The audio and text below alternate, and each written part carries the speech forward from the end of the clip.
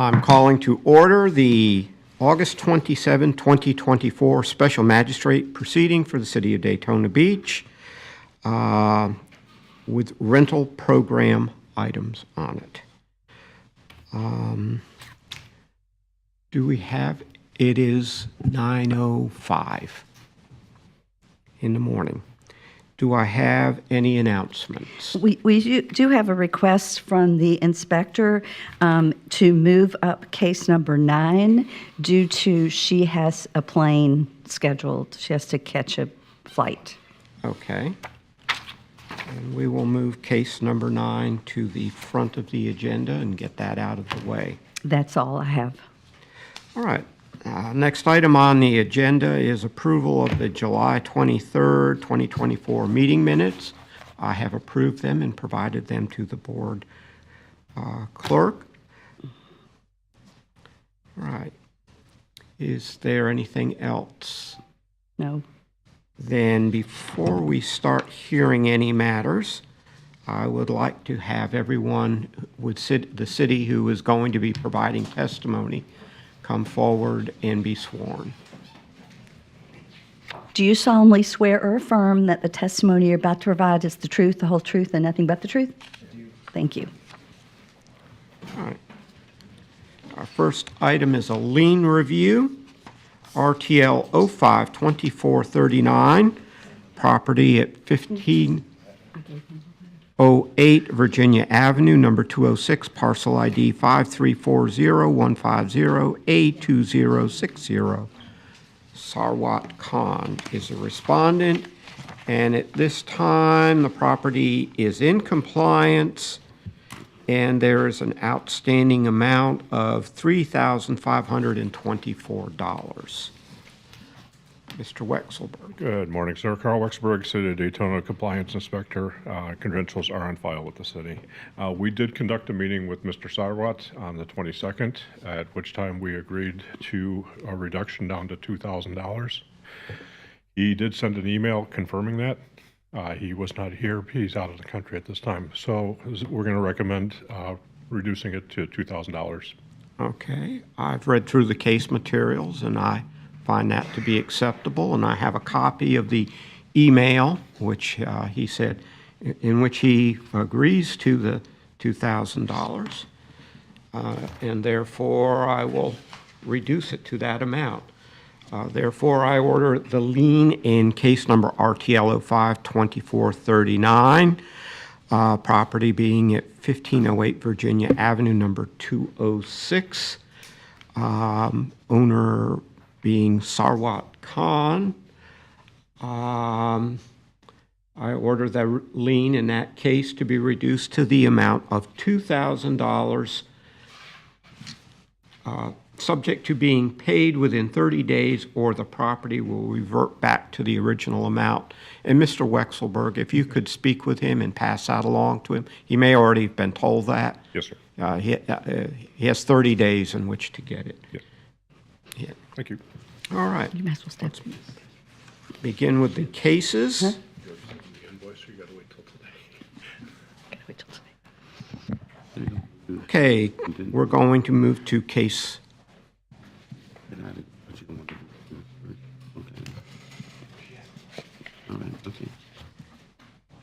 Going to start with case number 1, RTL 07-2461, Florida LLC, has been cited for violations of city code at 350 Maple Street.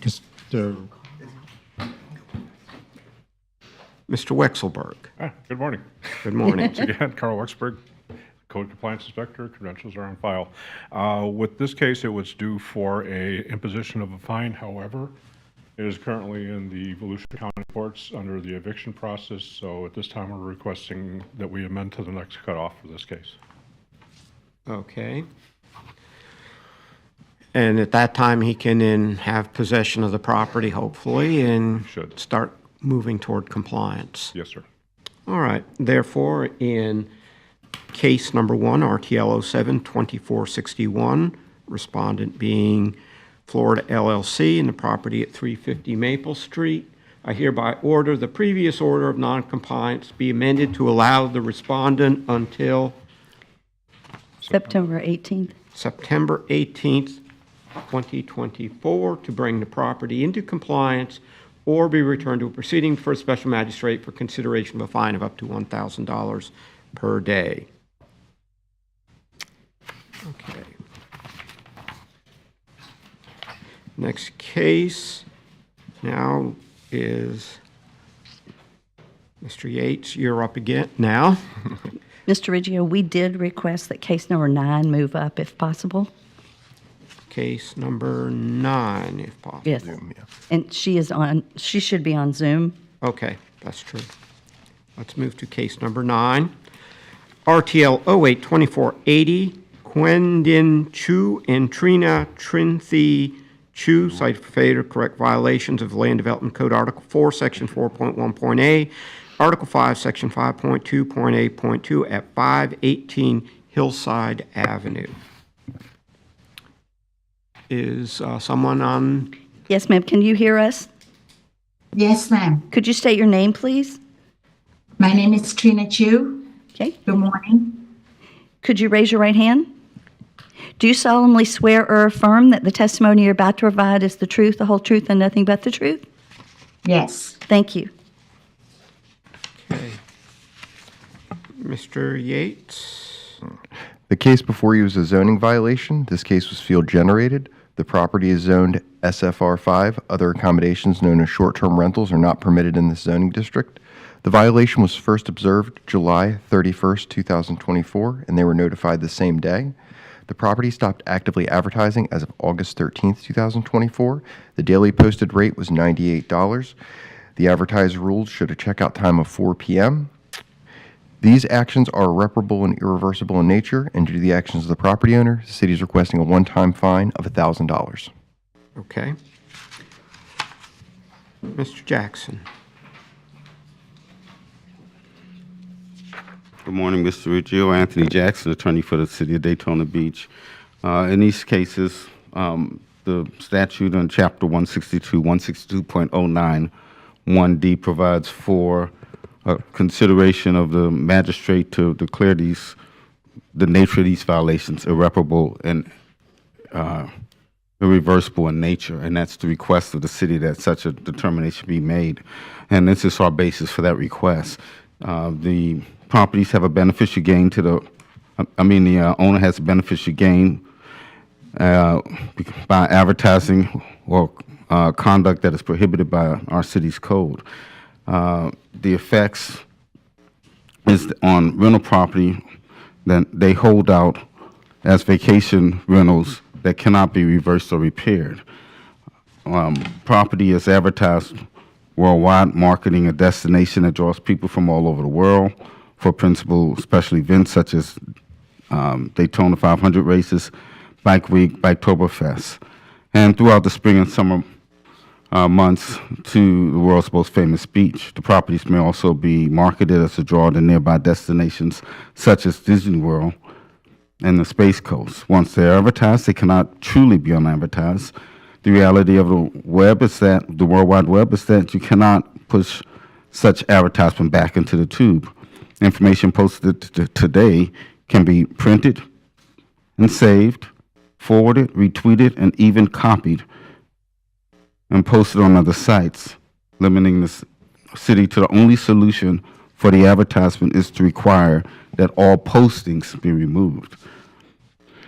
The information is long-range effects in luring patrons under contract to participate in unlawful stays in our city.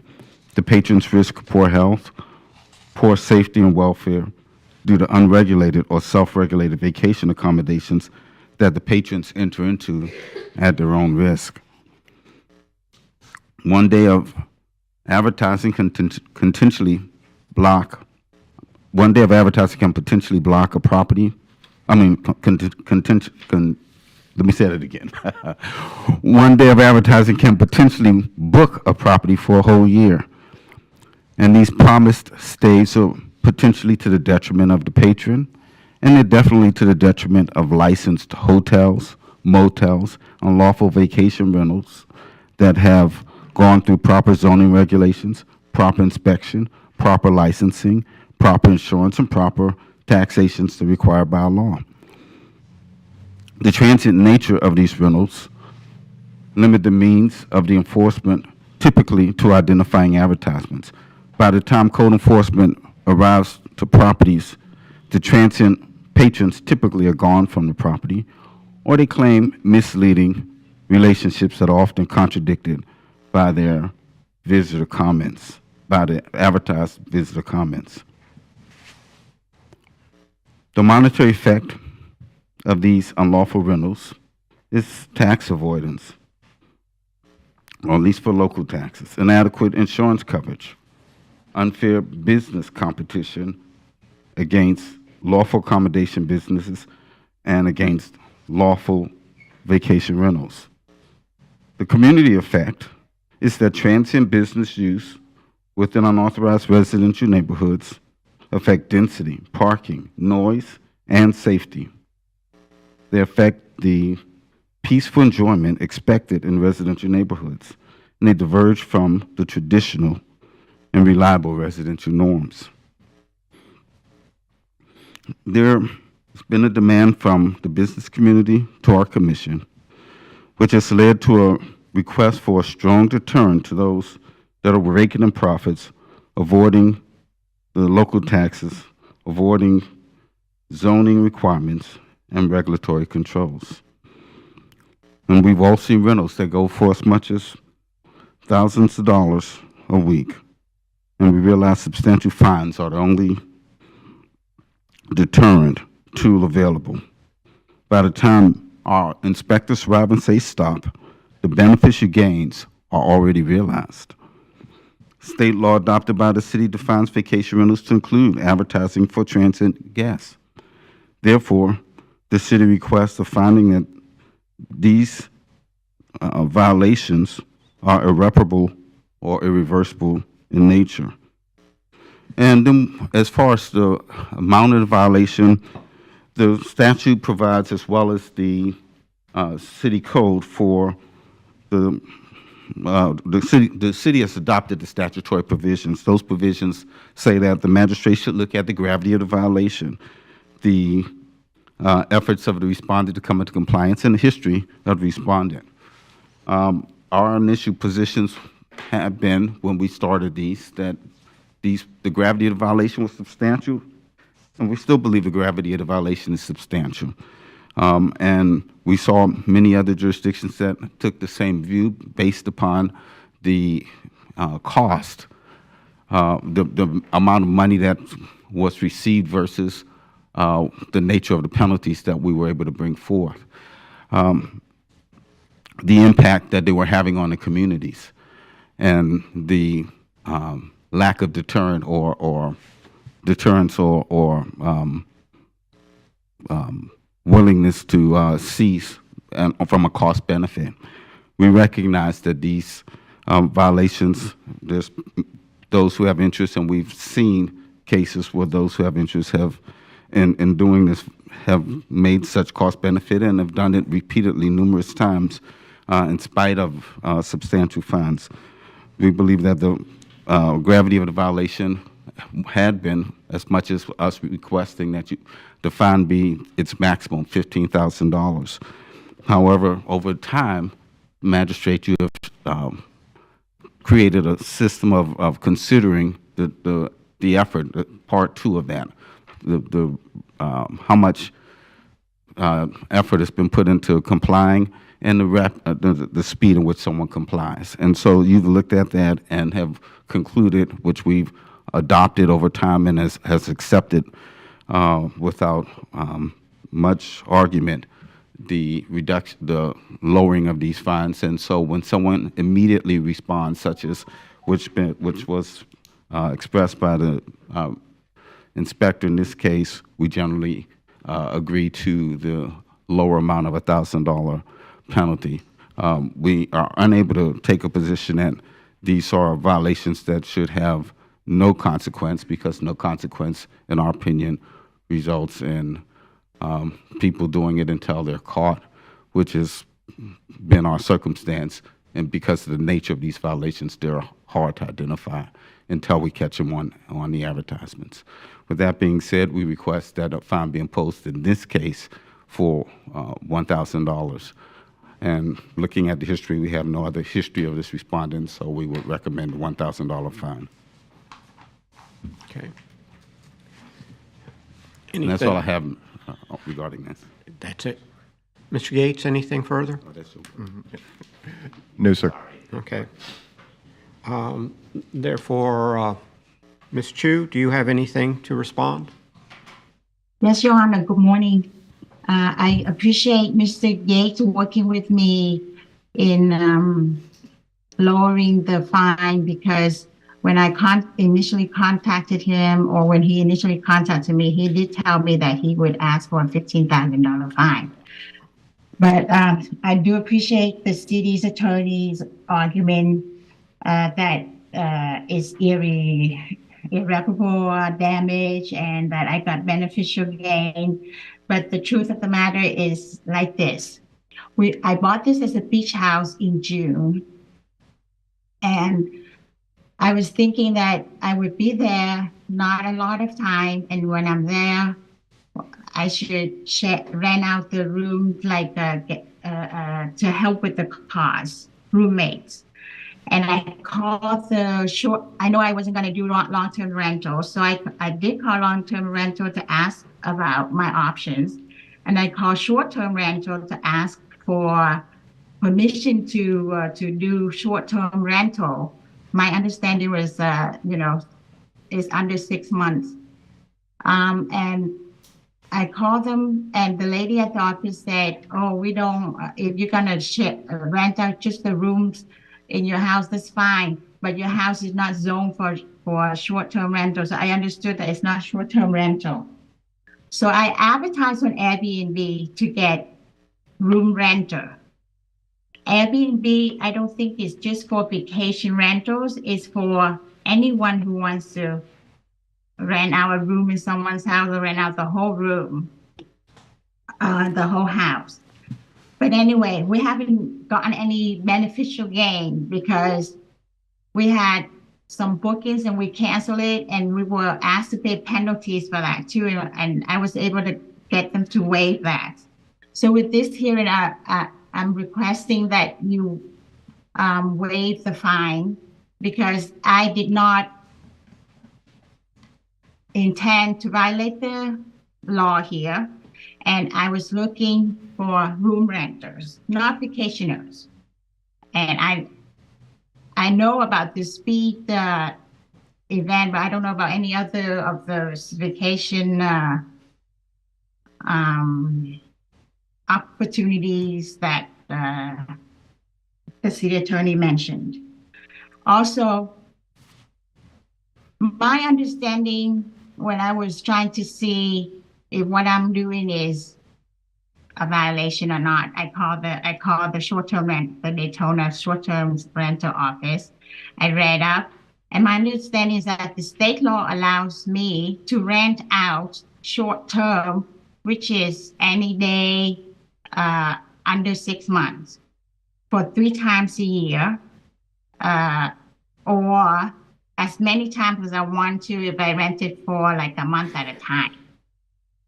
So I thought I was in the clear to do this, to advertise, to get room renter. And Airbnb was the only one that I used because I have experience with it.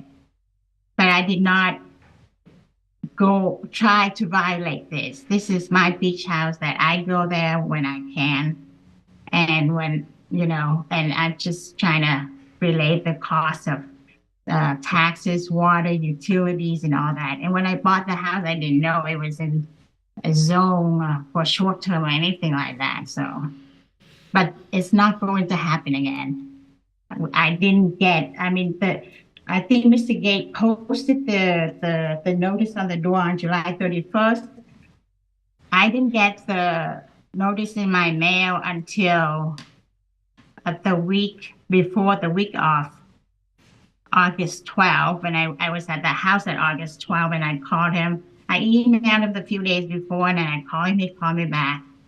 But what I'm praying for and asking for is that you forgive the unintentional violation and waive the fine. And, that's all I ask. Because, once he called me, I contacted Airbnb and they took it off, and I haven't received any rent, nothing. So, this is an innocent mistake. Mr. Yates, Mr. Jackson, do you have any response? Just to clarify, she did show records that she did contact the rental office, but from my speaking with her, my understanding is she asked about roommates, which would be a totally different thing than advertising for 6-day stays on Airbnb, which is what the violation is. Okay. Yeah, Ms. Chu, Mr. Yates has indicated that you may have been trying to go down the right path, but you did pick the wrong way of doing it.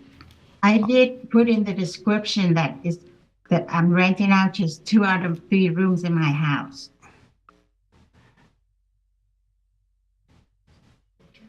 Okay, and how is it that a roommate is okay as opposed to I thought it was long-term rental, 6 months and a day?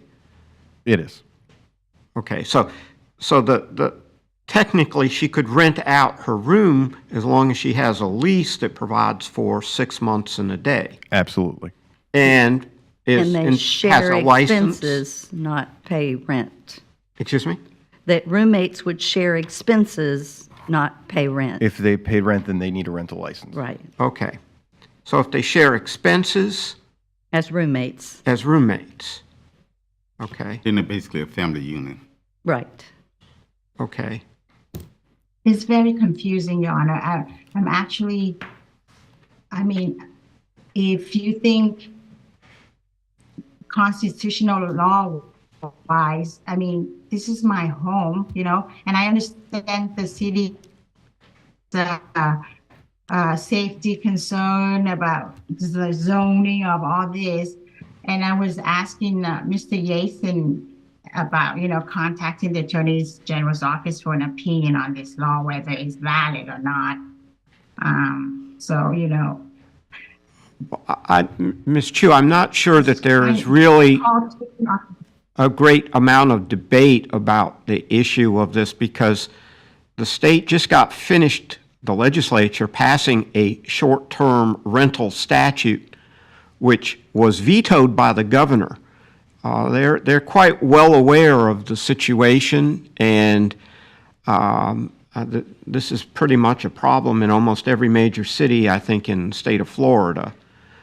And the distinction is quite clear, at least it has been to me so far, that if you're going to rent, you have to be 6 months and a day and be in an area that is, where residential rentals would be allowed. Anything shorter than that either has to be properly zoned, and there are some small areas in the city which are zoned, as I recall, but most of the city is not zoned for short-term rentals. And that's why you're in the situation you're at. And I think you're asking me to draw lines that it's beyond really the scope of what the rules provide for. If you're a short-term rental, you're a short-term rental. If somebody is a roommate, then they're a roommate and they're not renting it. And so, I would suggest that you talk with Mr. Yates about how you could do this, but the reality is the code is clear and I follow the code. Yes, Your Honor. For the purpose of this hearing, I'm just asking that I should not get any fine because I did call the city and they did say I could rent out my rooms. So I felt fine doing that. And Mr. Yates did say I should rent out room for roommates too. So But now that everything is clear, my house is not going to be rented out, period. Mr. Yates, do you have Nothing. anything further to add? No, sir. No, what has been presented to me is a violation of the code. And the city has looked to the speed with which the respondent in this matter addressed the matter and has accordingly reduced the fine. And I am comfortable with that.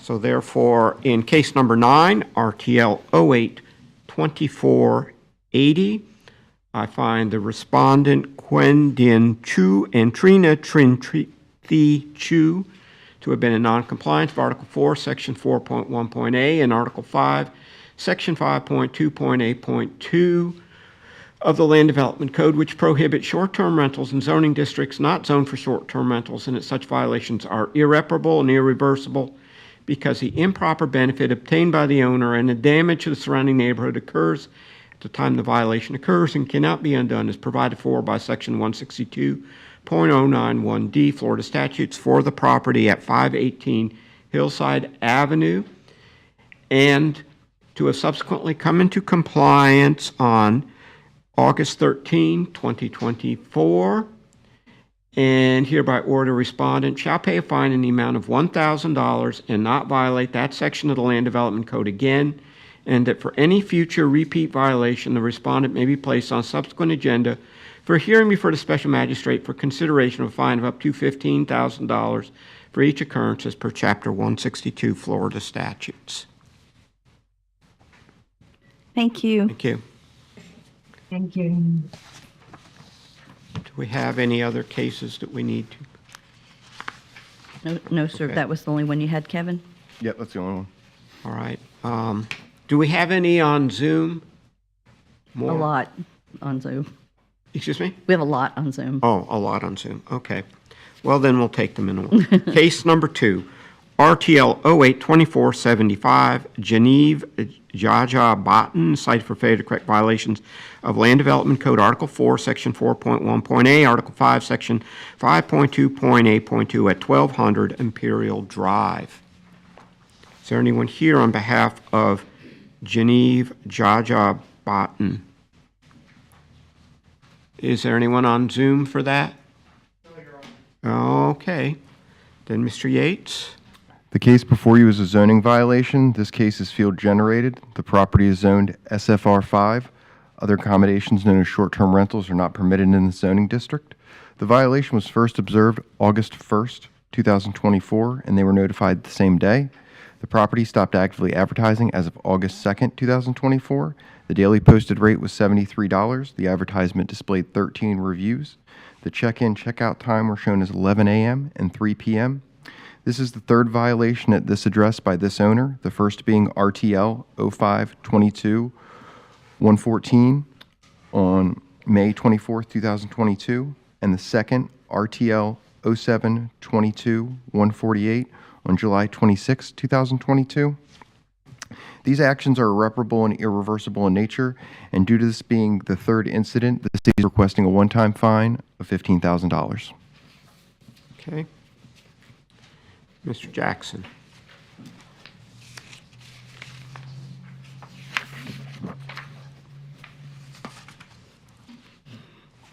Yes. Ms. Riggio, as you know, in the absence of a respondent, we typically will again restate our position, and so I'll do that at this time. If anyone that wasn't really paying attention the first time that's present or online, this is something I would state in every case unless you ask for it to be waived, which is something you'll be able to do, and if I don't state it, you'll still be able to speak to the issues that I'm the statements that I'm making if you had some response to those. So I'd ask that you listen up as well. So as we said before, and we'll say again, Ms. Riggio, we're asking for the nature of these violations to be deemed irreparable and irreversible in nature pursuant to Chapter 16209, subsection 1D of the Florida statute. And in that section, what our basis for asking for that finding is that the beneficial gain to the property owner who is advertising conduct, there's a beneficial gain to the property owner who's advertising conduct that is prohibited by the code. And the effects of renting property or holding out property as vacation rental cannot be reversed or repaired. It's advertised worldwide to draw marketing a destination that draws people from all over the world for various events. We just had our Coke 400 this weekend. We had Bike Week, Biketoberfest, and we obviously throughout the spring and summer months, the world's most famous beach. The properties may also be marketed to draw to nearby destinations such as Disney World and the Space Coast. Once the properties are advertised, they're never truly unadvertised. The reality of the web is that you cannot unadvertise, you cannot push it back into the tube. Information posted today can be printed, saved, forwarded, retweeted, and even copied and posted on other sites. Limiting the city to the only solution for advertisement is to require that all postings be removed. The information has long-range effects in luring patrons under contract to participate in unlawful stays in our city. The patrons risk poor health, poor safety and welfare due to unregulated or self-regulated vacation accommodations that the patrons enter into at their own risk.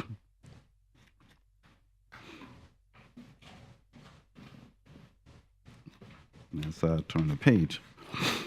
One single day advertising can potentially book a property for the whole year. These promised stays are potentially to the detriment of the patron and definitely to the detriment of the licensed hotels, motels, and lawful vacation rentals that have gone through proper zoning regulations, proper inspections, proper licensing, proper insurance, and proper taxation that's required by law. The transit nature of the rentals limit the means of the enforcement typically to identifying advertisements. By the time code enforcement arrives to the properties, the transit patrons typically are gone from the properties, or they claim misleading relationships that are often contradicted by their advertised vacation comments. The monetary effect of these unlawful rentals is tax avoidance, inadequate insurance coverage, and unfair business competition against lawful accommodations businesses, hotels and motels, and against lawful vacation rentals. The community effect is that transient business use within unauthorized residential neighborhoods affect density, parking, noise, and safety. They affect the peaceful enjoyment expected in residential neighborhoods, and they diverge from the traditional and reliable residential norms. As I've said before, there's a demand that came from our business community to our city commission, which has led to the request for a strong deterrent to those that are raking in profits, avoiding local taxes, avoiding zoning requirements, and the regulatory controls. We've all seen rentals going for the amounts as much as several $1,000s a week, and realize substantial fines is the only deterrent tool available. And by the time that our inspectors arrive and say stop, the beneficial gains are already realized. State law adopted by the city defines vacation rentals to include advertising for transient guests. Therefore, the city requests a finding that these vacation violations are irreparable or irreversible in nature as provided through the statute. Also, as we speak to the fine and the amount of fine, as I said before, we look to the statute, which provides three criteria, which we have adopted on our code as well. That criteria is, one, to look at the gravity of the violation. The gravity of violation is that this is a violation where someone can go out and, depending on how they do it, make money, maybe a lot of money. It also has the effect of sometimes causing issues of safety and great concern. There was a recent article of someone not having a proper inspection or of a sliding glass door where a child went out and unfortunately drowned over in the Orlando area. These are things that looks to the gravity of not having the proper inspections, the proper reviews, the nature of these violations. What's the effort of the respondent to come into compliance? Well, they come into compliance, but they go back and do it again. They come into compliance and they go back and do it again. And once again, here we are again now for the third time where this respondent is elected to go and do it again based on everything that our inspector knows. And as we say, let's look at the history. They've been fined, they've been cited, and it hasn't seemed to deter their conduct, so we're asking for the maximum fine and see if maybe this would deter them. And ultimately, of course, as we continue this process, we can come back every once a week, or if necessary, and fine them every week, and ultimately seek injunctions. So we would utilize all the tools and powers we have to ensure that someone ignoring this code would cease. And that's all I have. Okay.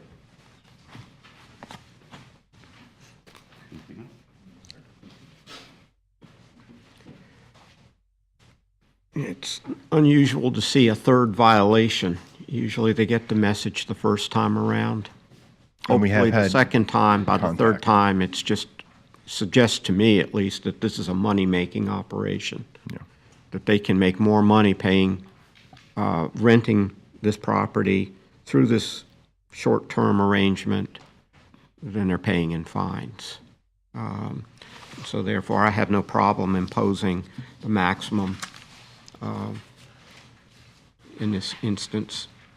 Therefore, in case number 2, RTL 08-2475, I find the respondent Genevieve Ajaja Batten to have been in noncompliance with Article 4, Section 4.1.a, and Article 5, Section 5.2.a.2 of the Land Development Code, which prohibits short-term rentals in zoning districts not zoned for short-term rentals, and such violations are irreparable and irreversible because the improper benefit obtained by the owner in a damaged surrounding neighborhood occurs at the time the violation occurs and cannot be undone as provided for by Section 162.091D Florida statutes for the property at 1200 Imperial Drive, and that this is the third time that this matter has, or that this property has been in violation of the short-term rentals. And is it currently in compliance, or Yes, it's currently in compliance as of August 2nd? August 2nd, yep. And it is now in compliance as of August 2nd. And based upon the history of this property and its history of noncompliance, and the fact that it once again was in noncompliance as of August 1st, I hereby order the respondent shall pay a fine in the amount of $15,000 and not violate that section of the Land Development Code again, and that for any future repeat violation, the respondent may be placed on a subsequent agenda for hearing before the special magistrate for consideration of a fine of up to $15,000 for each occurrence as per Chapter 162 Florida statutes. Case number 3, RTL 08-2473, Christina Wilcox, cited for failure to correct violations of Land Development Code, Article 4, Section 4.1.a, Article 5, Section 5.2.a.2 at 115 Maplewood Drive. Mr. Riggio, I made a typo in this case. Okay. Miss Woodcox, and it's Woodcox. Okay. The inspector had it right, but I did have it wrong. All right. So state your name, Miss Woodcox, Christina Woodcox. and raise your right hand. Do you solemnly swear or affirm that the testimony you're about to provide is the truth, the whole truth, and nothing but the truth? Yeah. Okay. Mr. Yates? The case before you is a zoning violation. This case was field generated. The property is zoned SFR 5. Other accommodations than short-term rentals are not permitted in this zoning district. The violation was first observed June 13th, 2024. And the violator was notified the same day. The property stopped actively advertising as of June 13th, 2024. The daily posted rate was $104. The advertisement displayed one review. The check-in, check-out time were shown as 11 a.m. and 3 p.m. These actions are irreparable and irreversible in nature, and due to the actions of the property owner, the city is requesting a one-time fine of $1,000. Okay. Mr. Jackson, do you have anything to add? Yes, sir. Ms. Wilcox. Ms. Wilcox, my name is Anthony Jackson. I'm the attorney for the city, and I just have recently presented to the magistrate the city's position related to our request that these be determined to be irreparable, reversible in nature. Is that something you need me to present again No, for it's your not. hearing? I know, I clearly understand it at this point. I'm sorry? I understand. Okay, so you have the right to waive that, so are you waiving me reading this? Yeah, I don't need to hear it Or- again. Okay. Twice, I think. And as I said before, you're welcome to speak to any of those issues before the magistrate. I just want to state that the only reason why I had the. Ms. Wilcox, if I can just have that state that is incorporated into the record, Okay. and then you can then proceed after that. Okay. I would like to incorporate, or at this point, request or state that Mr. Jackson's presentation on irreparable and irreversible and the city's arguments relating to that are hereby incorporated into this matter. Now, Ms. Wilcox, you can proceed. So I was only trying to make the rent, because my rent went from $800 to $1,800 because of the house insurance. So there was no financial gain trying to be made. It says here that the fees are levied up to $1,000 a day for the first violation. So $1,000, I don't think that should be immediately $1,000, given the fact that I'm not trying to make profit off of this house. I'm literally just trying to make the bills. The insurance has been changed, so the house payment's not $1,800 anymore. It is brought back down to the normal $800 fee.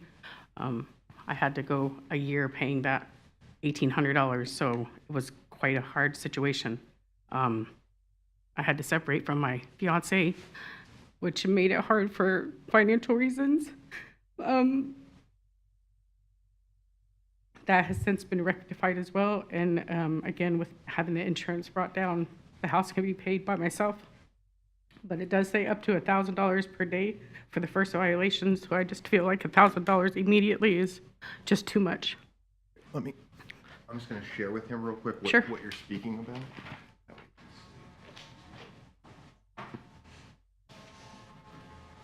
Mr. Yates.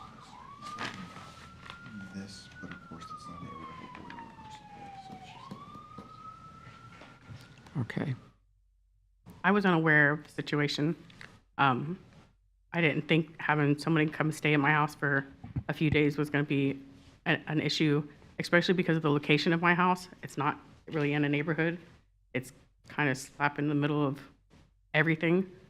But I understand, based off of everything the attorney has said, that, you know, I didn't want to have to do it myself, but Okay, Ms. Woodcox, the notice of hearing is sort of a generalized notice of a hearing because the only thing that relates to this particular proceeding is that irreparable and irreversible can go up to $15,000. The other references here with respect to fines are for other types of code fines. Oh.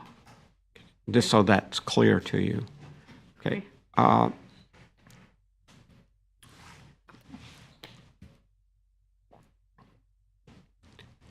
Mr. Yates, Yes, sir.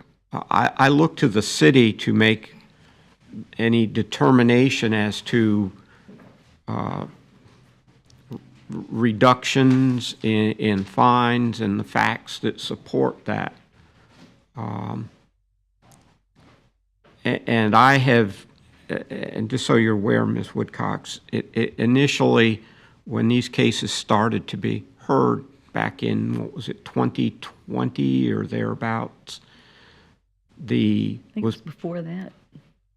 could have been even before that, 2019 or 2018, somewhere in there. I think it was the end of 2019 because we had COVID 2018. in 2020, right? The fine was a flat $15,000, and I have subsequently tried to reduce that because to distinguish between people such as yourself who immediately come into compliance and people who drag their feet and perhaps make a few extra dollars or don't take it seriously or what have you. And I had reduced that to $1,000,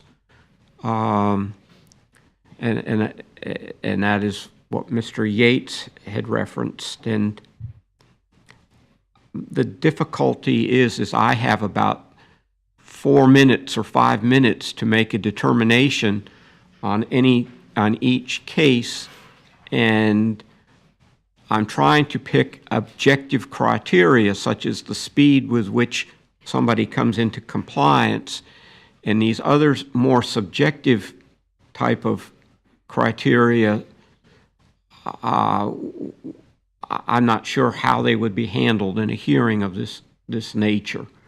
And I understand nobody wants to pay a fine, but then people shouldn't be violating the code. And so I'm trying to balance that. And Mr. Jackson, I'm looking to you and to Mr. Yates as to, you've heard the presentation by Ms. Woodcox as to whether or not there should be some type of mitigating factors that she has stated that would warrant a reduction in the fine. Mr. Riggio, I've said this many times. I heard Ms. Woodcox, and from an emotional perspective, yeah, I feel bad for the circumstance. But the circumstance is the circumstance we see many times over and over again, and I feel more compelled to look towards our consistency in the way we evaluate these cases. If we start trying to pick who seems good and who seems bad, who was hurt and who wasn't hurt, it becomes far more difficult to be realistic in the circumstance which we pursue, which is to deter and stop the unlawful use. We understand that some people get confused. We know that the state law is different than the city law, and some people don't realize that the city laws is what they have to follow. We realize that some people talk to the county when they should be talking to the city. So there are many circumstances that create, and there's a lot of incentive to want to do this because of the battle, the struggle with the cost, especially with this issues that arose with insurance and so forth. So all of those things are understood, and quite honestly, I'm sympathetic to. But at the same time, I'm also responsible to ensure that we're being consistent and fair with everyone that comes before us. And I think the only way we can do that is to look at the situation, create a criteria. The one you created was if someone is notified and they find out that they that they were in violation, that they take immediate action to resolve it. And whether that was because of innocence or we had one, I think had 170-something violations, but they resolved it the next day and we charged them $1,000 just like we did. We do with everyone else that resolves it the next day. So, and I say violations, I mean they had 170-something reviews. So, you know, we can't base it from the city's perspective and specifically from our personal perspective, we can't base it on trying to balance and understand, you know, oh, you only had one based on what you're telling us. We can't tell really from your reviews whether you had 5 or 9, or you didn't make money, or you did make money, or you were doing it from a good intention, and it just was unfortunate that this happened. So our position is that it's fair in that regard, just to be consistent one with another, unless there's some dire circumstance, which obviously it's always in the I discretion feel of like the this magistrate. is absolutely a dire circumstance. But it's mean- while she expresses a dire, I would say that it's consistent with many of the circumstances we've dealt with before. And so with that being said, our position would be that we proceed with the $1,000 fine. Mr. Jackson, I know you've mentioned this before, but you might want to mention as to is the fine immediately payable? What is the nature of the action that's being taken today if it's a fine? The fine would be invoiced and sent to the respondent. If the respondent doesn't pay, I think it's 30 days. So I have to come up with $1,000 in Hold- 30 days on top of paying Hold on, ma'am. rent Let me and just everything finish. else? No, let me finish. Okay. It will be recorded by the board secretary in the public record, and it's just an attachment to the residents, which the only enforcement we have beyond that would be to foreclose, which we unlikely would foreclose on a $1,000 fine. So the fine would just remain until it's resolved, and someone just would have to pay it and get it resolved, which is at whatever time and ability they have to do that. Which So it could be made payments? I'm sorry. It has to be made in one lump sum? No, not at all. And they have a mechanism for that. You need to just speak with the secretary. And one thing I have noticed in a number of the lien reviews is that oftentimes these fines end up sitting there for years and getting paid off if the property is ultimately sold and they come out of sale proceeds. I think it was an interest that Yeah. accrues on them. Yeah, interest accrues, and many times it ultimately becomes negotiable. Yeah. All right, well, I understand, Ms. Woodcox, you did everything right, but I also have to balance that against the consistency and the limitations on how far we can go in terms of trying to deal with a fine and the circumstances that relate to it. It's in this case, you are getting the benefit of the immediate response, but you are asking for further reduction that relates to things that just are not really within the scope of being able to handle in this type of a proceeding. So, And with that, I'm sorry. go ahead. Yes, I'd say before you rule, if you would just also include clarification of the name, that was pretty much a request from the staff. Okay. If you can clarify that. Okay. Okay, so therefore, before I go any further, I would like to make an amendment to the style of this case so that it reads case number 3, RTL 082473, Christina Woodcox. That would be Woodcox. Correct. Okay, with respect to the property at 115 Maplewood Drive. And my apologies for misspelling your name. Okay, so therefore, in case number 3, I find the respondent, Christina Woodcox, in case number 3, RTL 082473, to be in non-compliance in order to respond to I'm sorry, I'm reading the wrong thing. I find the respondent in case number 3, Christina Wilcox, that's RTL 082473, to have been in non-compliance of Article 4, Section 4.1a and Article 5, Section 5.2.a.2 of the Land Development Code, which prohibits short-term rentals in zoning districts not zoned for short-term rentals. Such violations are irreparable and irreversible because the improper benefit obtained by the owner and the danger to the surrounding neighborhood occurs at the time the violation occurs and cannot be undone as provided for by Section 162.091D, Florida statutes, for the property at 115 Maplewood Drive, and to have subsequently come into compliance on June 13th, 2024, and hereby order that respondent shall pay a fine amount of $1,000 and not violate that section of the Land Development Code again, and that for any future repeat violation, the respondent may be placed on a subsequent agenda for hearing before the special magistrate for consideration of a fine of up to $15,000 for each occurrence as per Chapter 162 Florida statutes. And Mr. Riggio, just for clarification, I believe you said Wilcox when you read it the second time. I'm sorry. I find the respondent, Christina Woodcox, Yes. to have been in non-compliance, and please We all amend make my mistakes. order. appropriately. That's all. Thank you. Thanks. So I'll get a notice? Yes, ma'am. Case number 4, RTL 082474, Yvonne Rosa, cited for failure to correct violations of Land Development Code, Article 4, Section 4.1.a, Article 5, Section 5.2.a.2 at 104 Fairfax Drive. Good morning. Good morning. Morning. Could you state your name, please? Yvonne Rosa. Raise your right hand. Do you solemnly swear or affirm that the testimony you're about to provide is the truth, the whole truth, and nothing but the truth? Yes, ma'am. Thank you. Okay. Mr. Yates?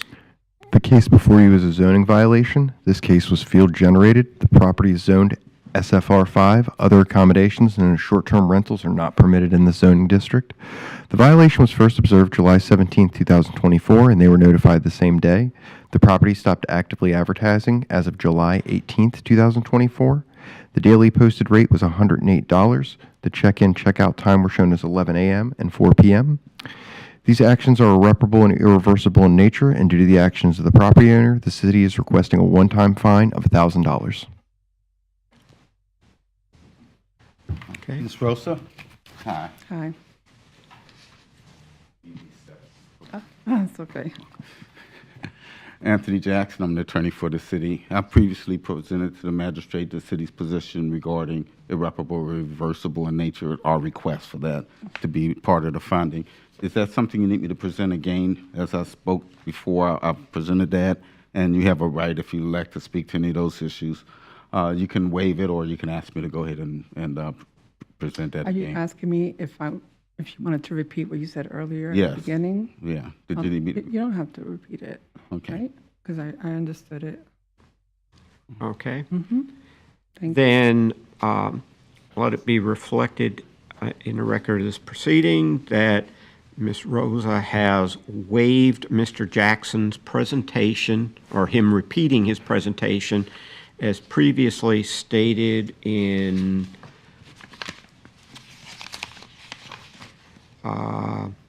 case number 2, RTL 082475,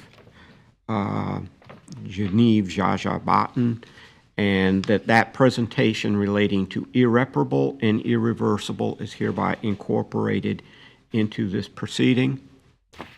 Ms. Rosa, if you disagree with any of the statements he's made, you can certainly state your opposition.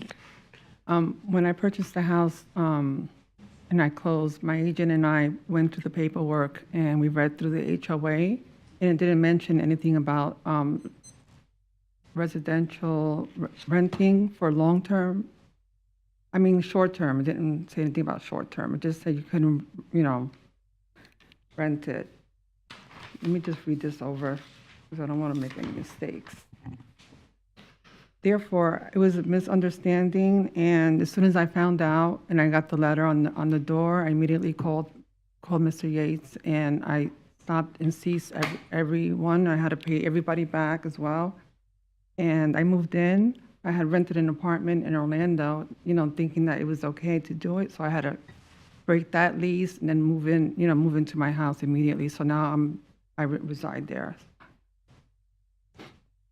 Okay. And been there since this happened. Did you have anything further? I feel like, I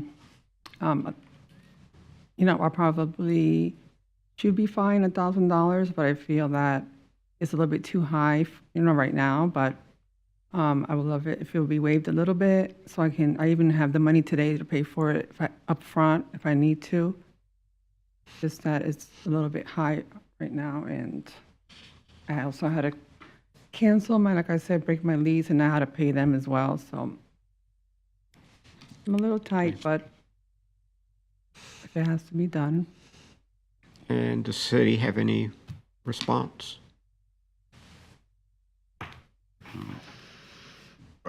No change in recommendation, but as always, if you feel a change is warranted, we won't object. Well, I think the argument was made in the previous matter, trying to balance consistency against reduction and the limits of how far we can fine tune something. And I mean, the violation occurred, and now we're trying to, I'm just finding that we have brought it, I've asked it be brought down, and the city has been agreeable with bringing it down and has adopted what I had previously been imposing. And to go further than that, I think makes these proceedings almost untenable, because we're dealing with a lot of outside facts that don't really relate to the violation. They relate to the circumstances that might affect the imposition of a fine, and that's really not what we're here. Mr. So my agent and I went through the HOA, and she also mentioned she sent me over a form that states from the HOA, which says that that the property should not be used except for residential purposes. But it didn't mention anything about short-term leases. And also, there was another form that she sent me that states it's an estoppel certificate from Georgia Cove subdivision, where I'm located, where on the bottom it asks us questions about the home association, if it has any restrictions upon the units of the community, and it says no, and I have it here on my, I don't know if I send that to you or not. Well, the unfortunate thing we're running into is this isn't your HOA's rule. This is the city's rule. So regardless of what the HOA rules are, they are superseded by the city rules in this case. Okay, so this is all new to me, and it's an experience that I don't want to ever go through again. So this is all new to me. So I don't know what else to say. Okay, well, I see your circumstances as bearing similarity to all the ones that have preceded, and that you responded quickly, and the city, who in the past had been seeking up to $15,000 in these circumstances, has reduced it down to $1,000, but going any further makes, it's just, the fine tuning is just really not possible in a proceeding of this nature, and especially since it doesn't really relate to the fine, the violation, it relates to the ability to pay a fine, and so that's really outside the scope of this of where I feel the fine should be set with consistency based on factors that can be easily understood.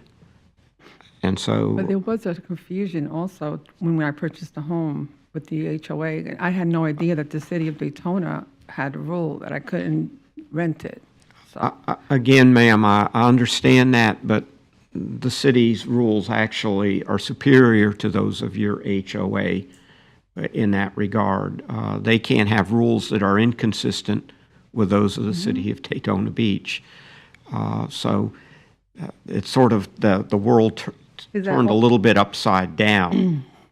is that only in Daytona Beach, or is it like Every city every city in Florida? yes. Yeah, and I would say it's unfortunate that your agent, your real estate agent, tried to guide you through that without. Yeah, we did it, and we Without- read it together and Yeah, everything, but you probably need someone that understood the legal ramifications and what your requirements were legally, and that's not always the circumstance of the real estate agent. They don't always know all of the legal yeah, concerns. I understand. So therefore, do you have anything further to say, ma'am? No, I don't have nothing further to say. Therefore, in case number 4, RTL 082474, find the respondent, Yvonne Rosa, to have been in noncompliance with Article 4, Section 4.1.a, and Article 5, Section 5.2 2.8.2 of the Land Development Code, which prohibits short-term rentals in zoning districts not zoned for short-term rentals. Such violations are irreparable and irreversible because the improper benefit obtained by the owner and the damage to surrounding neighborhood occurs at the time the violation occurs and cannot be undone as provided for by Section 162.091D Florida statutes for the property at 104 Fairfax Drive, subsequently come into compliance on July 18, 2024, and hereby order the respondent shall pay a fine in the amount of $1,000 and not violate that section of the Land Development Code again. For any future repeat violation, the respondent may be placed on a subsequent agenda for hearing before the special magistrate for consideration of a fine of up to $15,000 for each occurrence as per Chapter 162 Florida statutes. Thank you. Okay. Case number 5, RTL 08-2476, John Scott and Anda Lucia Arial, cited for failure to correct violations of Land Development Code, Article 4, Section 4.1.a, Article 5, Section 5.2.8.2 at 3868 Hartford Avenue. Mr. Scott, can you hear me? Yes, I can. Could you state your name, please? John Scott Ariel. Okay. Raise your right hand. Do you solemnly swear or affirm that the testimony you're about to provide is the truth, the whole truth, and nothing but the truth? I do. Thank you.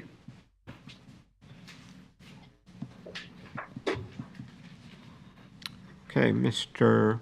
Yates. The case before you was a zoning violation. This case was field generated. The property is zoned SFR 5. Other accommodations known as short-term rentals are not permitted in the zoning district. The violation was first observed July 24, 2024. The property stopped actively advertising as of August 2nd, 2024. The daily posted rate was $195. The advertisement displayed one review. The checkout time was shown as 3 p.m. These actions are irreparable and irreversible in nature, and due to the actions of the property owner, the city is requesting a one-time fine of $1,000. Okay. Mr. Jackson. Mr. Scott, my name is Anthony Jackson. I'm the attorney for the city. I previously provided to the magistrate the And I city's position. understand. I waived. You waived that? Yes, Okay. I do. Okay, thank you, sir. Then let the record reflect that the respondent has waived Mr. Jackson presenting his arguments or the city's arguments regarding irreparable and irreversible as they apply to these violations as set forth in previously in case number 2 RTL 08-2475. Okay, Mr. Ariel, Yes. it's your turn. Okay. I asked that the fine be waived totally. We understand what's going on now. My wife has talked to Inspector Yates, and we understand everything that's going on, understand the postings and the posting. And, you know, now knowing this, we'll be compliant. And having said that, it's like a speeding ticket, you know.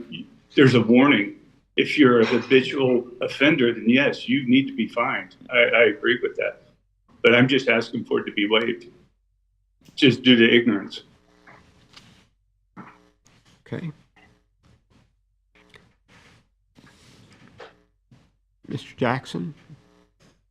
Well, if I take the speeding ticket analogy, would say that if you were going fast enough, it would probably maybe be reduced, but probably not waived. Wouldn't get out with just a warning.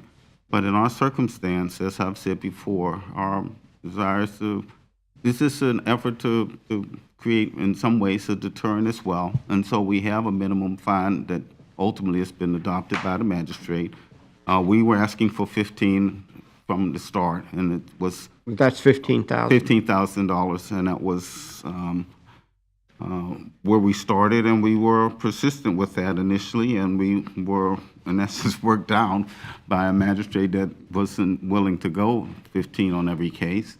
So we would have some that was 8,000, some that was 5,000, and finally we come to a reasonable conclusion from the magistrate that he saw that a minimum event, such as one where someone immediately responds, that $1,000 was reasonable, and we felt it was reasonable as well.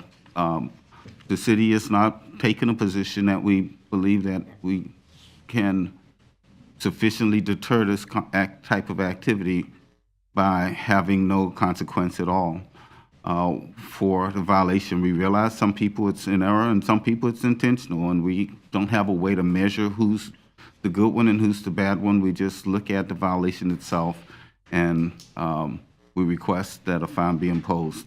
And in this case, you responded quickly, and we agreed to the imposition of a fine of $1,000. And I would add that some time ago, I think I had mentioned the analogy that I had drawn to from the standpoint, it was instructions from the U.S. Department of Justice with respect to what were termed economic crimes, where somebody stood to gain a benefit from something, that a fine is an appropriate tool, that as in this case, there is at least one review. This property has generated income. And so therefore, and I know that and oftentimes a lot of people don't place reviews, so you have no idea how many people have actually been at this property. This just happened that this review came up. Mr. Yates caught the fact that that was there, but there may have been half dozen, and I know or recall from some other instances where there were many people who had stayed but very few reviews. Yeah. So that is why to some extent also there is a fine. At least that's my rationale, along with what Mr. Jackson has stated. So, Mr.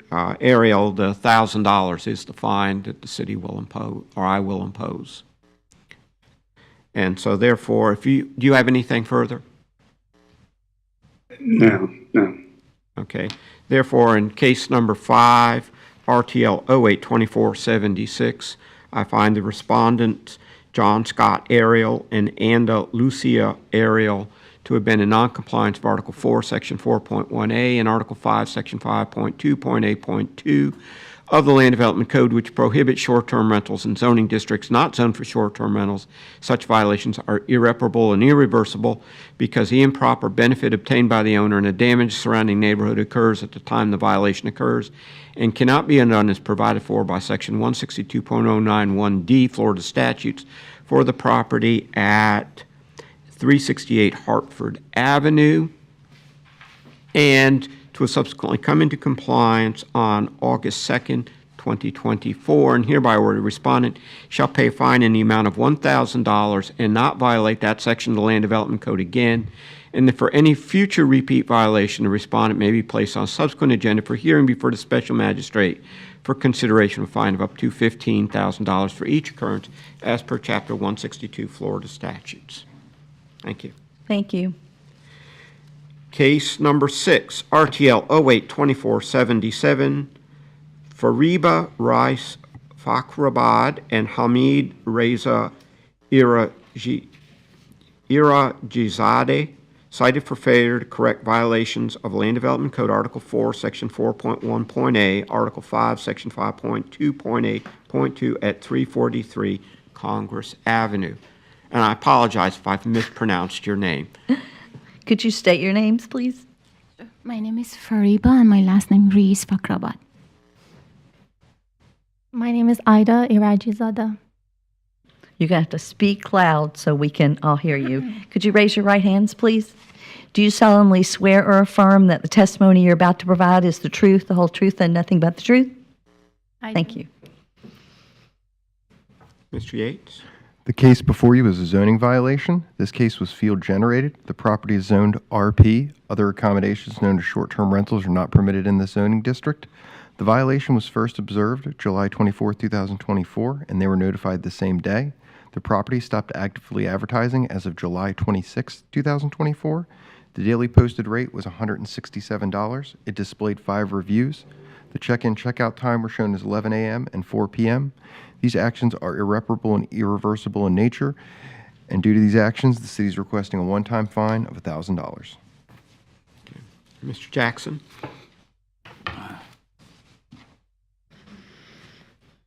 Lady from Anthony Jackson. I'm the attorney for the city. I previously presented to the magistrate the city's position related to our request that these violations are deemed irreparable, irreversible in nature. Did you need me to present that again, or is that something you waived me presenting again?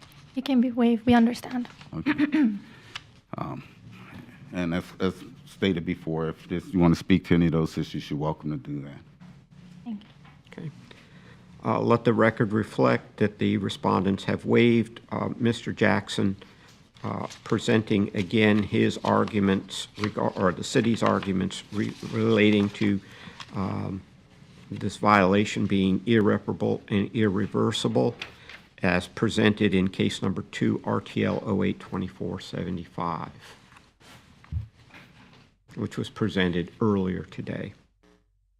Okay. It's your turn. I just want to apologize. We genuinely didn't know that we were breaking the law. We didn't, our realtor said that there's no HOA, so there wouldn't be any problem for rentals. But we now understand, because we were listening in on the previous cases, that that's not always the case. So we do take responsibility. Okay. Do you have anything further? We flew in as soon as we found out. So I think that just a testament of how serious we take the matter, and it won't happen again. Okay. The city has asked for a fine of $1,000, and you probably heard what I stated with the previous gentleman. And in Exactly. your case, you have 5 reviews before it popped up somehow on the radar screen. And so it makes it very difficult for me to rely upon something where people may or may not be posting reviews, and I have no idea what's going on with that, and I don't know that any of that's almost proprietary with most of these online things, so there's no way of actually finding out that information. So, but you did respond immediately, and the city is giving you credit for that and reducing, or asking for reduced from their $15,000 to $1,000, and that's acceptable to me. So therefore, in case number 6, RTL 082477, I find the respondents Fariba Rice Fakrabad and Hamid Riza Arajizadi to have been in noncompliance of Article 4, Section 4.1a and Article 5, Section 5.2.8.2 of the Land Development Code, which prohibits short-term rentals in zoning districts not zoned for short-term rentals, and such violations are irreparable and irreversible because the improper benefit obtained by the owner and the damages surrounding neighborhood occurs time the violation occurs and cannot be undone as provided for by Section 162.091D Florida statutes for the property at 343 Congress Avenue, and to have subsequently come into compliance on July 26, 2024, and hereby order that respondent shall pay a fine in the amount of $1,000 and not violate that section of the Land Development Code again, and for any future repeat violation, the respondent may be placed on a subsequent agenda for hearing before the special magistrate for consideration of a fine of up to $15,000 for each occurrence as per Chapter 162 Florida statutes. Thank you. Thank you. Thank you. Thank you. Case number 7, RTL 082478, Marco A. Cruz is cited for failure to correct violations of the Land Development Code, Article 4, Section 4.1a, Article 5, Section 5.2.8.2 at 30 South Grandview Avenue. Could you state your name, please? Marco Cruz. Raise your right hand. Do you solemnly swear or affirm that the testimony you're about to provide is the truth, the whole truth, and nothing but the truth? I do. Thank you. Mr. Yates? The case before you is a zoning violation. This case was field generated. The property is zoned RDB6. Other accommodations known as short-term rentals are not permitted in this zoning district. The violation was first observed July 26, 2004, and they were notified the same day. The property stopped actively advertising as of August 16, 2024. when the daily post rate was $72. The advertisement displayed 23 reviews, and there was a maximum of 3 guests allowed. These actions are irreparable and irreversible in nature, and due to the actions of the property owner, the city is requesting a one-time fine of $1,000. Mr. Jackson?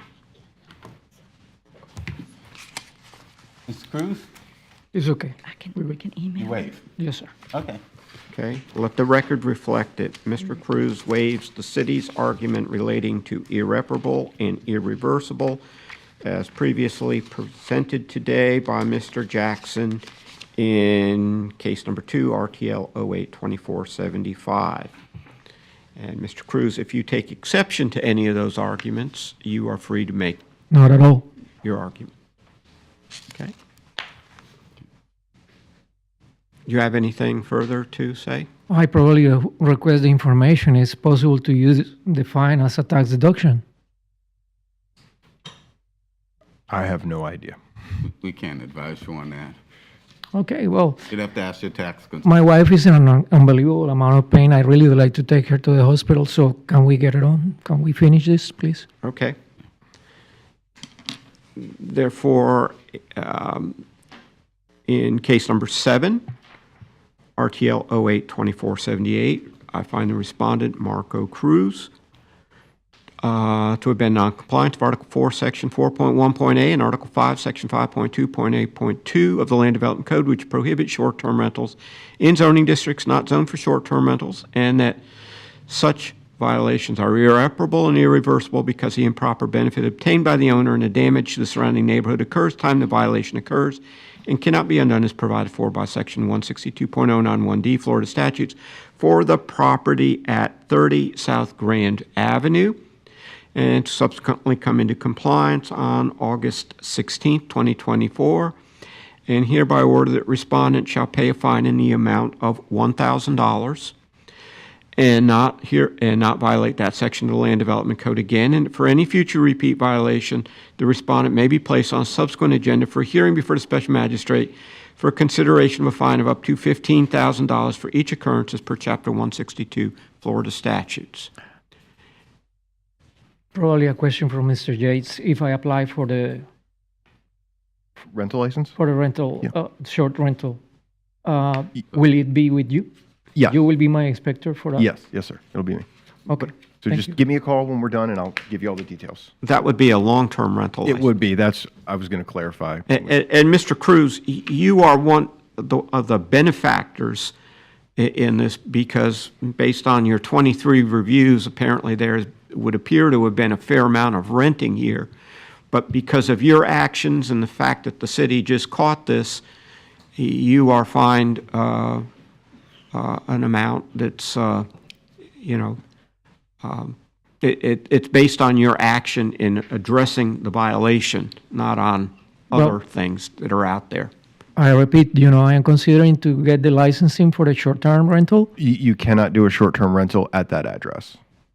The lady told me that I could. I have the paperwork here. Yeah, y'all can get together and he'll. Yeah, he'll make sure you- discuss with me, leave me a message later today, and we'll talk about it, and I'll explain to you the area, and we can go over the zoning in case I made some sort of a mistake.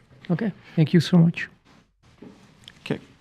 Case number 8, RTL 082479, No Gabriel Trigueros Fuentes, After he signs. Senior, and Jennifer No, Cecibel after he signed Trigueros, the cited for failure to then correct I'll violations send of Land Development Code, Article 4, Send it. Section 4.1.a, Article 5, Section 5.2.8.2 at 632 Hudson Street. Could you state your name, please? Noé Gabriel Trigueros. And, sorry, Jennifer Trigueros. could you raise your right hands? Do you solemnly swear or affirm that the testimony you're about to provide is the truth, the whole truth, and nothing but the truth? Yes, ma'am. Yes, ma'am. Thank you. Mr. Yates? The case before you is a zoning violation. This case was field generated. The property is zoned MFR 12. Other accommodations known as short-term rentals are not permitted in this zoning district.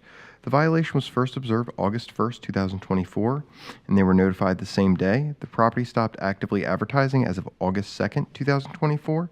The daily posted rate was $179, and it displayed 6 reviews. The check-in, check-out time were shown as 11 a.m. and 4 p.m. These actions are irreparable and irreversible in nature, and due to the actions of the property owner, the city is requesting a one-time fine of $1,000. Mr. Jackson. Hello, my name's Anthony Jackson. I'm the attorney for the city of Daytona Beach. Hello. I have previously presented the city's position regarding the request that these violations be found to be irreparable and irreversible in nature. I can present that again if you like, or if you want to waive me presenting that again, you can waive that. And so my question is, did you want to waive it, or do you need to hear it again? Well, yeah, we would like to waive it. We understood what you stated. Okay, thank you. Okay. Thank you. Then let the record reflect that the respondents have waived Mr. Jackson presenting again the city's arguments relating to irreparable and irreversible as previously presented today in case number 2 RTL 082475. All right. It's your turn now. Do you have anything you wish to say? We'd just like to address that at first, well, it was like a wish for us to get that house, to get that property, and to have it, for an Airbnb. But we didn't know anything, like the other person before I stated. Nothing of this matter was mentioned to us. We're out of state, we're in Virginia, so we were not like, we didn't know the regulations that caused to all of that. It was advertised as an opportunity to make so, and we went, we both agreed and we went ahead and do it. But as soon as we got the notice on the door, I called Mr. Yates the next morning. It was left in the afternoon, and one of my neighbors is the one that let me know about it and sent me a picture, and we got in contact with him. Okay. Unfortunately, you are, how would I call it, in that group of people who are, being an out-of-state owner, you are still presumed to have knowledge of city ordinances. In fact, city ordinances are actually available online, so you can be out of state and still have knowledge of them. And I understand that it's tempting to try to to rent out properties and make money on them. On the other hand, this is a business, and the license for rentals is called, what is a business license? Yeah. Business tax. Business tax. tax receipt. And so I guess in engaging in a business, one could just call up the city of Daytona Beach and say, can I do this here? But the city has recommended a fine that relates to the speed with which you address the issue, and I see no difference between you and the other people who have rapidly addressed the issue. Yeah. And so I am going to impose the $1,000 fine unless you have some argument otherwise. No, we understand, Your Honor, and we agree to what Mr. Gates also told us. Yes. Okay. Well, therefore, in case number 9, RTL 082480, I find the respondent. 79. Am I on the right one? Which? Case 8. Did we take 9? Oh, okay. We took 9 first. Okay. let me start over again. In case number 8, RTL 08-2479, I find the respondents No Gabriel Trigueros Fuentes Sr. and Jennifer Cesabel Trigueros to have been in noncompliance of Article 4, Section 4.1a and Article 5, Section 5.2.a.2 of the Land Development Code, which prohibit short-term rentals in zoning districts not zoned for short-term rentals, and as such violations are irreparable and irreversible because the improper benefit obtained by the owner and the damage to the surrounding neighborhood occurs at the time the violation occurs and cannot be undone as provided for by Section 162.091D Florida statutes for the property at 632 Hudson Street. Yes. And to subsequently come into compliance on August 2nd, 2024, and hereby order the respondent shall pay a fine in the amount of $1,000 and not violate that section of the Land Development Code again, and that for any future repeat violation, the respondent may be placed on a subsequent agenda for a hearing before the special magistrate for consideration of a fine of up to $15,000 for each occurrence as per Chapter 162 Florida statutes. And if you want to use the property for other uses, I would suggest in the future you contact the city, or if it's for rental purposes, that you try to contact Mr. Yates or someone in his department, so to make sure that you don't fall into a situation where you're doing something that's not allowed by city code. Yes, Your Honor, we have learned from this, and also the earnings on that property has been like a quarter from what we have paid on mortgage. So our next step is try and sell that property, hopefully soon. Okay. Thank you. Thank you. Thank you. Thank you.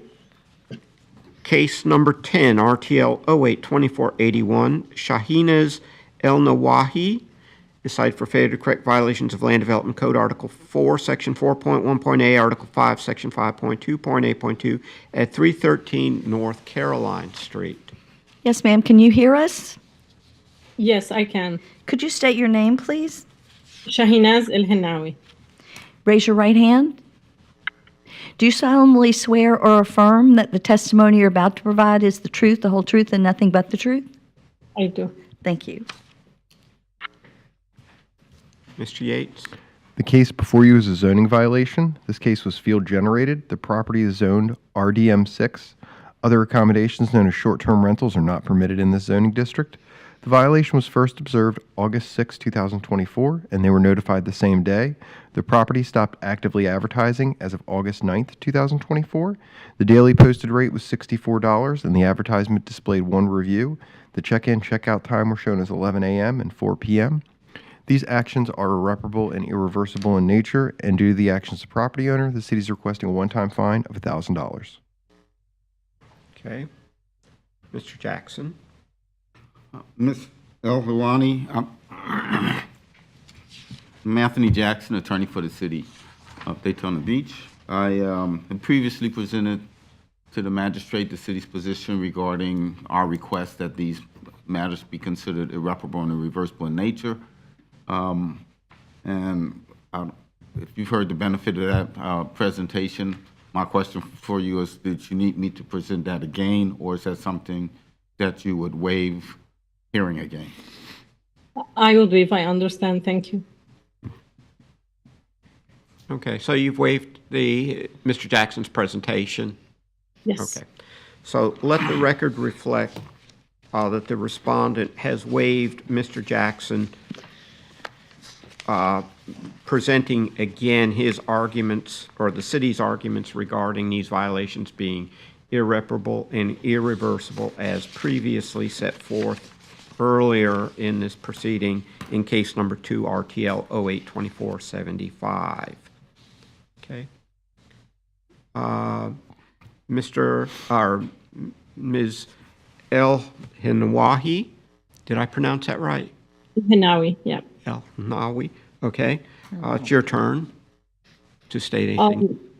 Yeah, I deeply regret. Of course, I didn't know I'm violating the laws, and as soon as I knew, I took it off. It was only one night. I was just trying to pay the bills as everyone, but yeah, I didn't know, and I will not do it again. Thank you. Okay. Well, then the city has asked for a fine of $1,000, and that's what I am going to impose unless you have some argument otherwise. I would love, if there's a way to reduce it, but Well, yeah.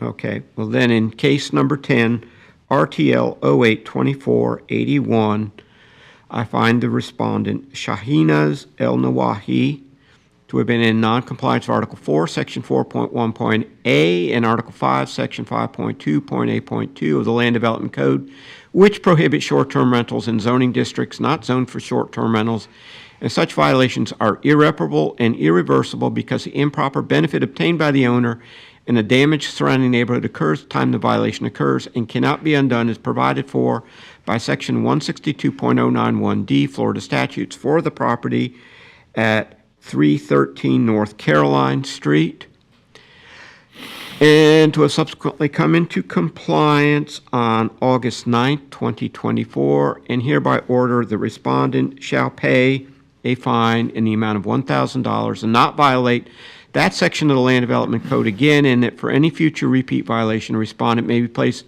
on a subsequent agenda for hearing before the special magistrate for consideration of a fine of up to $15,000 for each occurrence as per Chapter 162 Florida statutes. Thank you. Thank you. Okay, we have 2 continued cases. Does anyone need to take a break at this moment, or shall we just move forward? It'd be nice. 5 minutes. Take a break? Then, it being 10:38, I hereby order that call that this proceeding shall go into recess for 5 minutes or thereabouts until 10:45.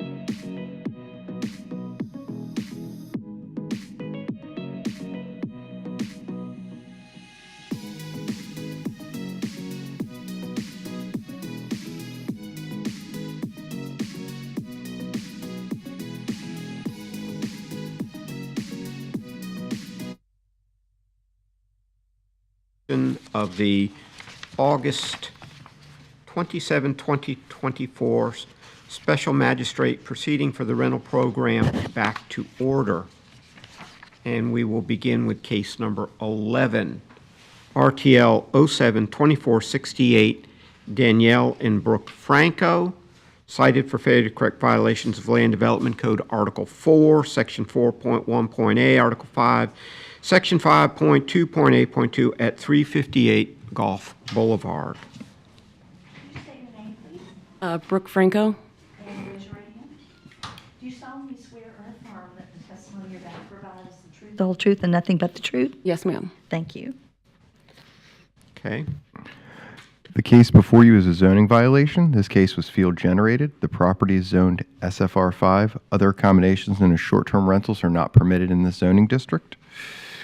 The violation was first observed June 14, 2024, and they were notified the same day. The property stopped actively advertising as of June 18, 2024.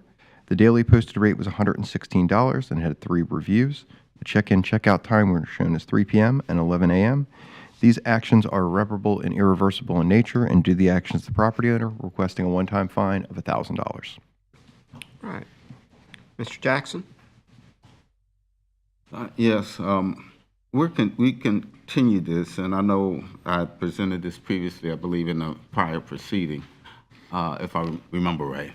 Yeah. And just, if I can get some clarification, just reminder of why we continue this.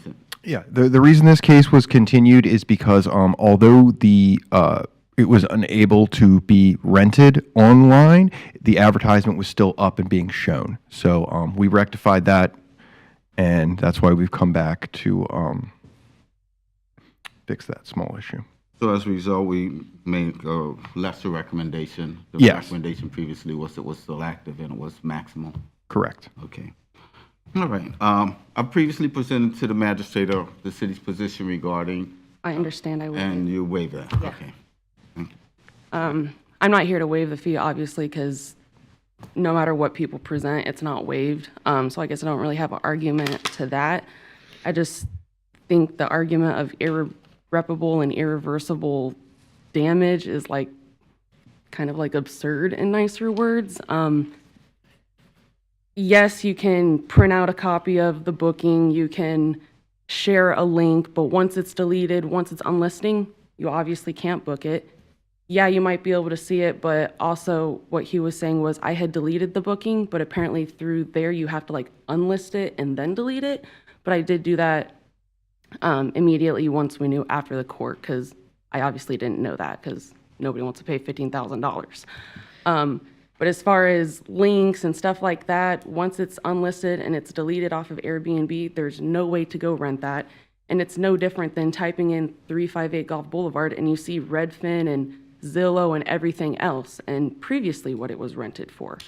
I guess the only difference between us and everyone else that rents their homes is we were trying to do it legally, but not everybody knows what the city's rules are. And yes, that's a negligence on our part. I guess everybody should call the city and ask, but just like other arguments, it's Daytona Beach. It's a freaking vacation town. Sorry for my language, but it is a vacation town, and that's what people come here for. I mean, Bike Week, Daytona Week. If anything, if you look at all these properties, they're nice properties, and we've invested in these properties. Again, yes, it's illegal now that we know because we didn't know, but when we're buying houses that are $300,000 and you're saying that we can have rentals for long-term rentals, which is what, 60 days, vice versa? 6 months and a day. Yeah, 6 months in a day. But as far as insurances, I mean, any short-term rental through homeowners, it requires short-term rental. Over $1 million in personal injury. If somebody's drowning in a pool, which pray to God won't happen, but I'm sure it has happened, I mean, that's what insurance is put in place for. And I'll pay the $1,000. It is what it is, but it's just a really weird argument. Like, I have 4 other properties and I haven't been in this situation, but I did call them. It's a $200 fine for one county that I live in, and it's $500 for the other. And I just think it's crazy that you guys put a sign on our door, make us come to court, and require us to pay $1,000 instead of when we acknowledge, we take it off the next day or immediately, and it's just like we don't get any credit for that. It's just You messed up, pay the $1,000, don't do it again. Instead of, I mean, you do got people struggling out here, and it's crazy to me, but that's all I have. Again, my opinion doesn't matter, just like the other 12 people that gave their testimony, so I just wanted to say that. So, sorry if it was rude. Ms. Franco, I suspect you were trying to be a responsible renter. I've been hearing these now for about 5 years, and there have been a ton of irresponsible short-term renters. And Daytona Beach is not just a party city, especially as you go out towards the subdivisions and out by 95 and west of 95.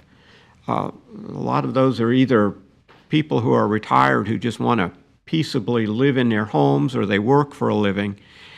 And the things that go on with short-term rentals, in many short-term rentals, is people think that they have a license to do whatever they want to do. If they want to get out at 3 o'clock in the morning and shoot off fireworks, or take their big trucks and run up and down the street and things of that nature. And it may very well be that a certain segment spoils it for everybody else, but that is the problem that exists out there.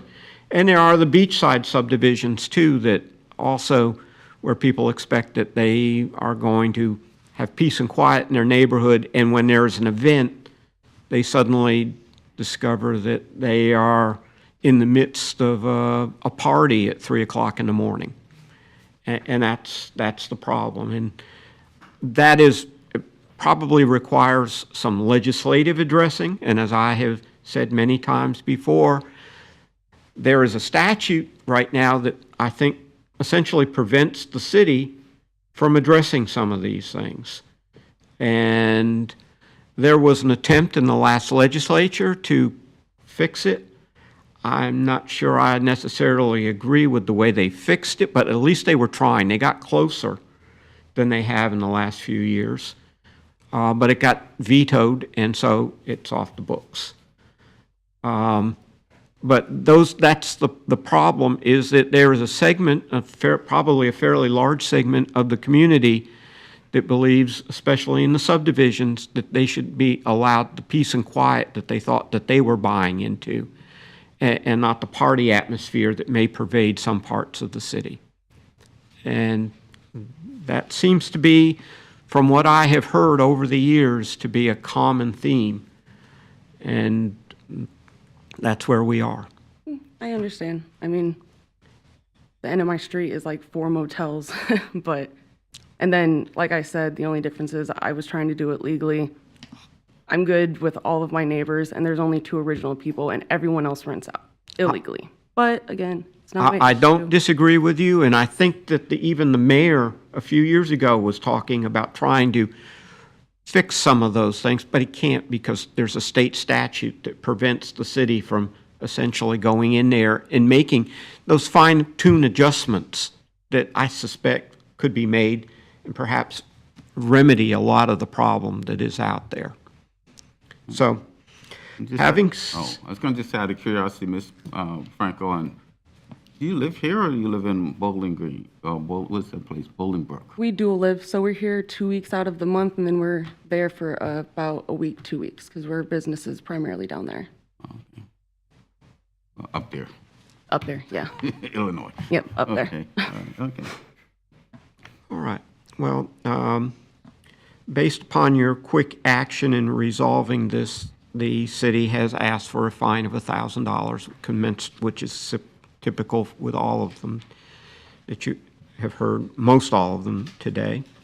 So therefore, with respect to case number 11, RTL 07-2468, I find the respondent Daniel and Brooke Franco, or respondents, is it Daniel and, are you Daniel Franco? Or Brooke Franco? Brooke Franco. And is it Daniel Franco? Mm-hmm. Okay. I find the respondents Daniel Franco and Brooke Franco to have been in noncompliance with Article 4, Section 4.1a and Article 5, Section 5.2.a.2 of the Land Development Code, which prohibits short-term rentals in zoning districts not zoned for short-term rentals, and such violations are irreparable and irreversible because the improper benefit obtained by the owner and the damage to the surrounding neighborhood occurs time the violation occurs and cannot be undone as provided for by Section 162.091D Florida statutes for the property at 358 Gulf Boulevard, and will subsequently come into compliance on June 18th, 2024, and hereby order respondent shall pay a fine in the amount of $1,000 and not violate that section of the Land Development Code again, and if for any future repeat violation, the respondent may be placed on a subsequent agenda for a hearing before the special magistrate for consideration of a fine of up to $15,000 for each occurrence as per Chapter 162 Florida statutes. Thank you. Do I go up here? I'll be in touch with you. Okay. And you guys just send out the letter? Yeah. Okay. Yeah. Thank you. You're welcome. Okay, we are at our final case, and I saw Mr. Hughes here. I don't. There he is. Oh. Okay, case number 12, RTL 072467, Joseph Krowiak and Lynn Pepe Krowiak, cited for failure to correct violations of Land Development Code, Article 4, Section 4.1.a, Article 5, Section 5.2.a.2 at 707 North Grand View Avenue.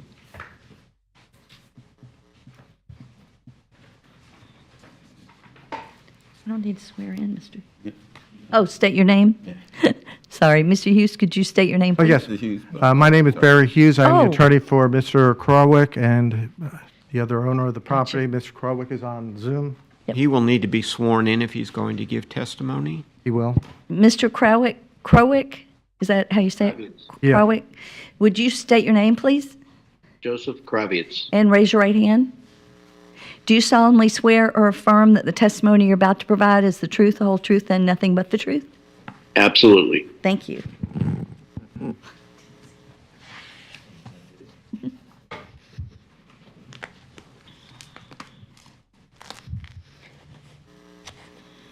Okay, Mr. Yates? All right. The case before you is a zoning violation. This case was field generated. The property is zoned MFR 12. Other accommodations known as short-term rentals are not permitted in the zoning district. The violation was first observed June 19, 2024, and they were notified the same day. The property stopped actively advertising as of June 20, 2024. The daily posted rate was $375. The advertisement displayed 13 reviews. The check-in, check-out time were shown as 4 p.m. and 10 a.m. This is the second case at this address for this owner, the first being RTL 0922-176 on October 24, 2022. These actions are irreparable and irreversible in nature, and due to this being the second incident with this owner at this property, the city is requesting a fine of $15,000. Mr. Jackson?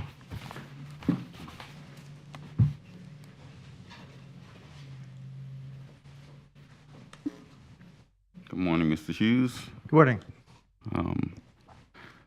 I previously presented to the magistrate the city's position regarding our request that these properties be found to be irreparable, these violations be found to be irreparable or irreversible in nature as provided in Chapter 162.09, subsection 1D of the Florida statute. Is that something you need me to present again, or is that something obviously you can address those? I don't think I need to tell you that, but is there something you need me to read again? No, I don't think you need to read it, but I think we need to cite for the record the case number that you cited in. I know Magistrate Mr. Riggio had previously announced that, so I don't have any objection, but then I am going to move to strike them. So if you will accept them as read, and I'll move to strike. As not based on any evidence. Mr. Jackson has not been sworn. He is not a fact witness. If he's an expert witness, we need to have his expert credentials as to, I guess, internet marketing, irreparable harm, parking, fire issues, all the other issues that he related to in his summary. Right now, there's no facts to base on its argument. This argument, if I maybe, well, I'll let you go ahead and. Let me place these items in the record, and then you can That's fine. make any statements you wish after that. Okay. The respondent has has waived Mr. Jackson's the need for Mr. Jackson to state his arguments regarding irreparable and irreversible and again, and has agreed that the arguments presented earlier in case number 2, RTL 082475, can be incorporated into this proceeding as set forth in that previous matter.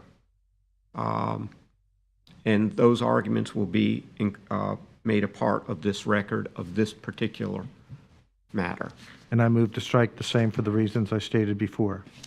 Okay, and if I can respond, Mr. Riggio. These are not being presented as evidence. Just as we know, nothing that lawyers say for the most part is evidence, and especially in the nature of these types of proceedings. But these are being presented as common sense statements of, indeed, the circumstance as we consider the issue of whether or not you are willing to make a determination that these are, the nature of these violations are irreversible or irreparable in nature, just as the statute is provided. It doesn't speak specifically to any one case. It speaks to the nature of the violations themselves. And as the general common sense statements are statements that say that this is a community, it's a vacation community, that these rentals are short-term rentals, and the nature of short-term rentals is that they're short-term, that they, just by their Your very Honor, I'm nature- going to object. He's repeating what we've already admitted in. We need to address the legal issue of whether we're going to base this on evidence or we're going to base it on argument. And I think Your Honor is bound to go by the evidence. Your Honor, you're not, especially in administrative proceeding, you don't waive common sense, the just general common sense of the nature and knowledge of a community. You have the nature and knowledge of this community, just like any board would have, and every board would have a nature and knowledge of the community. And the things that are stated consistent with the nature and knowledge of the community. It's a vacation community, and that these are vacation rentals. And therefore, I would suggest that then short-term rentals should not be considered irreversible because it is a vacation community. But again, we need facts. I think what Mr. Jackson is attempting to do and has attempted to do over the past years is to do what the city council should do and establish legislation, which is what the proper purpose of the city council is, and your obligation is to enforce it once they do it, and they have not done it. I will ask Mr. Jackson questions based on if he's going to present evidence. The evidence would then have to be sworn. But right now, we have nothing that defines irreversible or irreparable. It's not in the statute. It's not in the city code. Irreparable and irreversible. I think that what I've heard from Mr. Jackson is simply a common sense interpretation of what these words mean. I mean, irreparable and irreversible means they can't be reversed and they can't be repaired. Yes, they can. It's very simple. We got notice that there was a violation. It was unknown to my client that that property was up there. He's going to testify about that. But he got notice and he stopped. It's done. It's not irreversible. It's completely reversible, and it's not. There's no overall harm. It's not different than if I have a tree in front of my house and I cut down the tree. That tree is gone. It's not, and I'm not going to be cited as irreversible or irreparable. Or if I have my grandmother who runs a garage sale in the city of Daytona Beach, and she sells a couple of items out there, and then she gets a notice from Mr. Yates saying you can't have a garage sale, he's not going to cite her for irreparable or irreversible. Mr. Hughes make great points. We will cite him for irreparable and irreversible in both cases, especially in the case of a tree that can't be replaced. How many people have been cited for? How many people have been cited for? I'm sorry. Once the tree goes down, it can't be put back up and stuffed into the ground, and that's the circumstance with these types of cases. Once it happens, once they get the benefits, once they get the advantages over other businesses, it can't be undone. Once they get the monetary effects, once they get the avoidance, those things can't be fixed. They're done. It happened already. Once they get into the communities and have impacted the communities, that can't be undone. That's testimony that we should get from witnesses, not That's from factual information. That's common knowledge, common information. Just like we have to get a witness to tell us that a tree is cut down, that can't, and that if that tree is cut down, you can't put the tree back. I'm going to see pictures of it, and then I'm going to hear some testimonies of what type of tree it is, and can it be repaired? Yeah, I'm going to hear that. And how many people have been cited for improper garage sales, and you put a $15,000 fine on them? You're talking about the impact. I'm talking about the violation. I'm thinking that this is a legislative issue and not a judicial issue, and you're as a magistrate, you're judicial. Let me ask Mr. Jackson some questions. Let me say this, just as he... Well, I'll ask Mr. Yates the questions. The legislative effect has already occurred a long time ago. When? The city already has a code that says that you cannot have... well, let's see what exactly it says.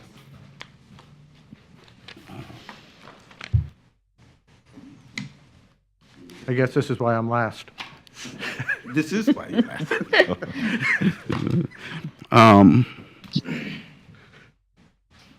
You can't have other accommodations in certain zones. That's called zoning. Okay, so So where is short-term rental defined as other accommodations in your city code? If I'm reading the city code, where do I find that? You're going to find it in Article 4, Section 4.1, Article 5, Section 5.2A2. Can I see it? You do have it. Sure. Thanks. Because I noted in the other arguments, like the last lady who was here said she had no knowledge, and if she did, she read.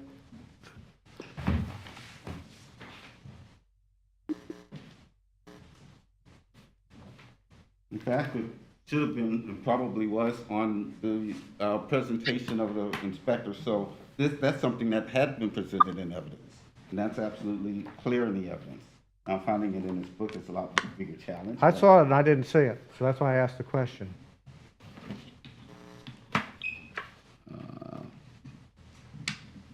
We'll go to 5282. That's probably easy. See, now you're forced to get other glasses, one of these other things that older people have to do. Give me a second.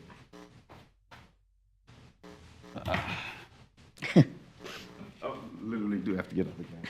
I know, I do it. I have readers at my office too, for people. For people, that's very nice. I'm sorry. I don't. Well, it's 282. 2A. Gosh, this job. Okay. Probably this market. Yeah, probably I have a market. We do have the redevelopment.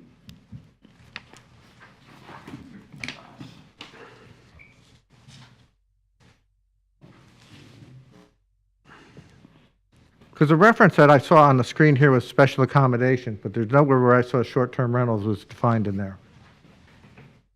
And I know Mr. Yates is looking at it, I know that you're looking for it, and we've been doing this for about 3 minutes just for the purpose of the record. Well,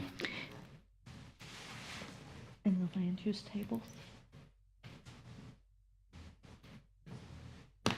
That's it. this is me pulling it as a separate quote. If that Well, helps. It's under, it might be under visitor accommodation. And because it's,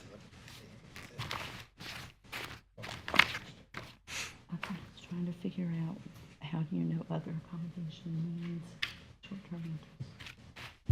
But it says on, when you print the land use table, it says the description. of Mr. the Hughes, accommodation. is your argument Do that you if it's have not the stated that it's specifically prohibited, it's allowed?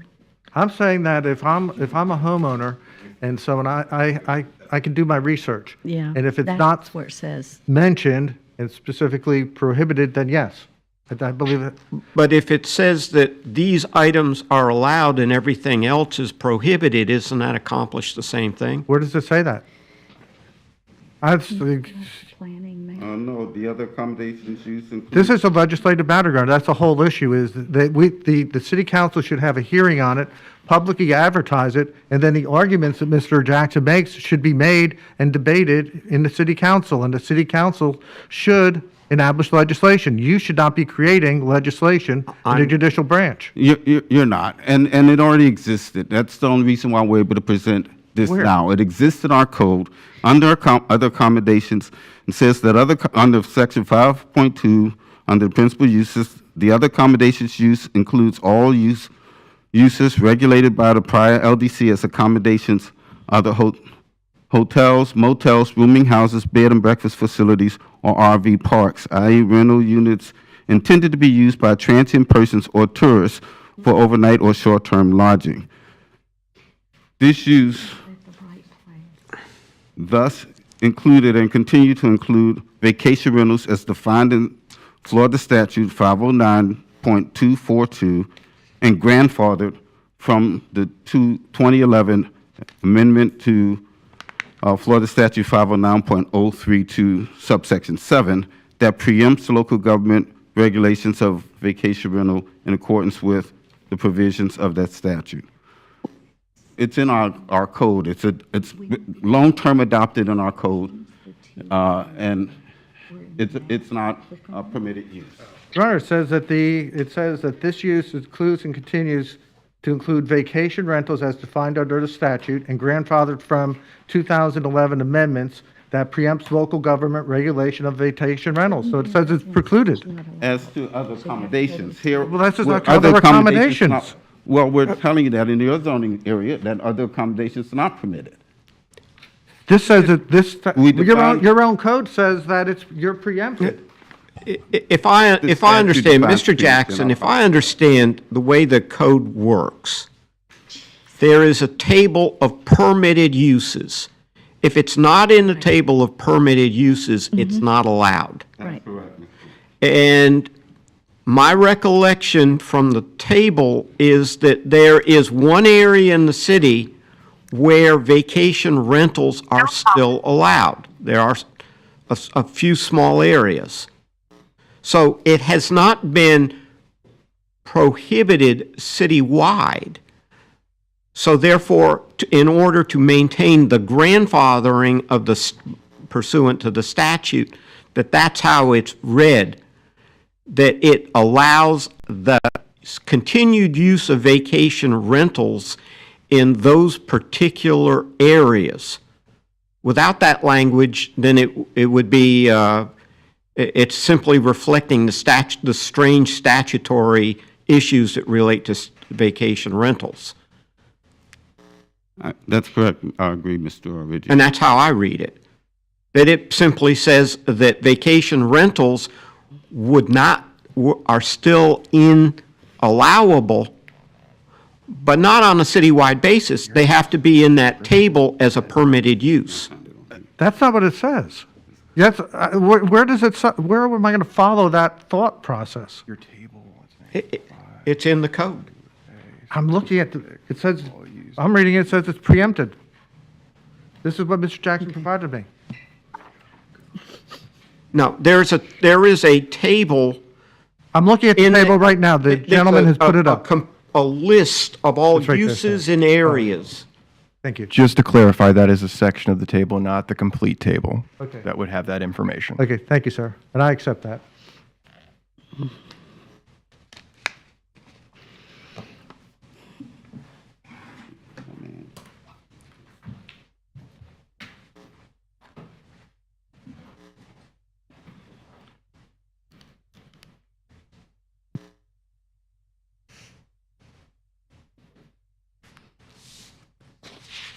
I think the real point is that there's nothing that authorizes that use in that zone. That's the point. It's in a zoning district where it's not permitted. If it's not stated as permitted, being then you're not- permitted, it's not allowed. That's correct. That's the way most zoning tables work. That's why you see the Ps where it is permitted, those are Ps. Where Okay. it's not permitted, there's nothing. And there's a scale up there. There's a scale at the top of the table that says P for permitted, A for allowed, blank cell means not permitted by right. And so if it's a blank cell under the zoning district, then it's not permitted. Did the exhibits that were put up by Mr. Yates, do they become part of the exhibit list? Yes, they do. Okay, thank you. So again, we stand by the position that these should be determined to be irreparable and irreversible in nature. And would ask for you to make that determination. Okay. May I inquire, Mr. Yates? Yes, please Mr. do. Yates isn't the one who adopts or had adopted He's the only one historically who's been the sworn code. in. He's the witness. He's the only one who's been sworn in. Make any inquiry you desire.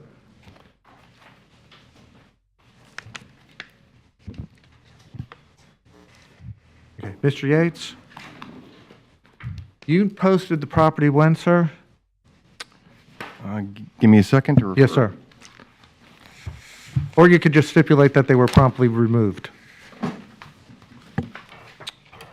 It was posted on June 19th, 2024. And when were they removed? Removed from on the listing, or do you mean when was the posting removed? When was the listing removed, and then when was the posting removed, and then what is the difference? I would have no idea when someone removed a posting from their property. It's their property. The listing was stopped actively advertising by June 20th, 2024. They were obviously actively advertising on June 19th, 2024. Okay, so one day after you posted the property, the posting was pulled down, correct? Yes. Okay, would you consider that prompt action? No, sir, not on a repeat violator. So 24 hours is not a prompt notice? There is no promptness yes or no. for someone who's already received a warning. You received a contact from my office on the day that you posted it saying that there's an error that listing has not been there for several years. Recall that? The posting, the last one I believe was back in 2022, but let me check real quick.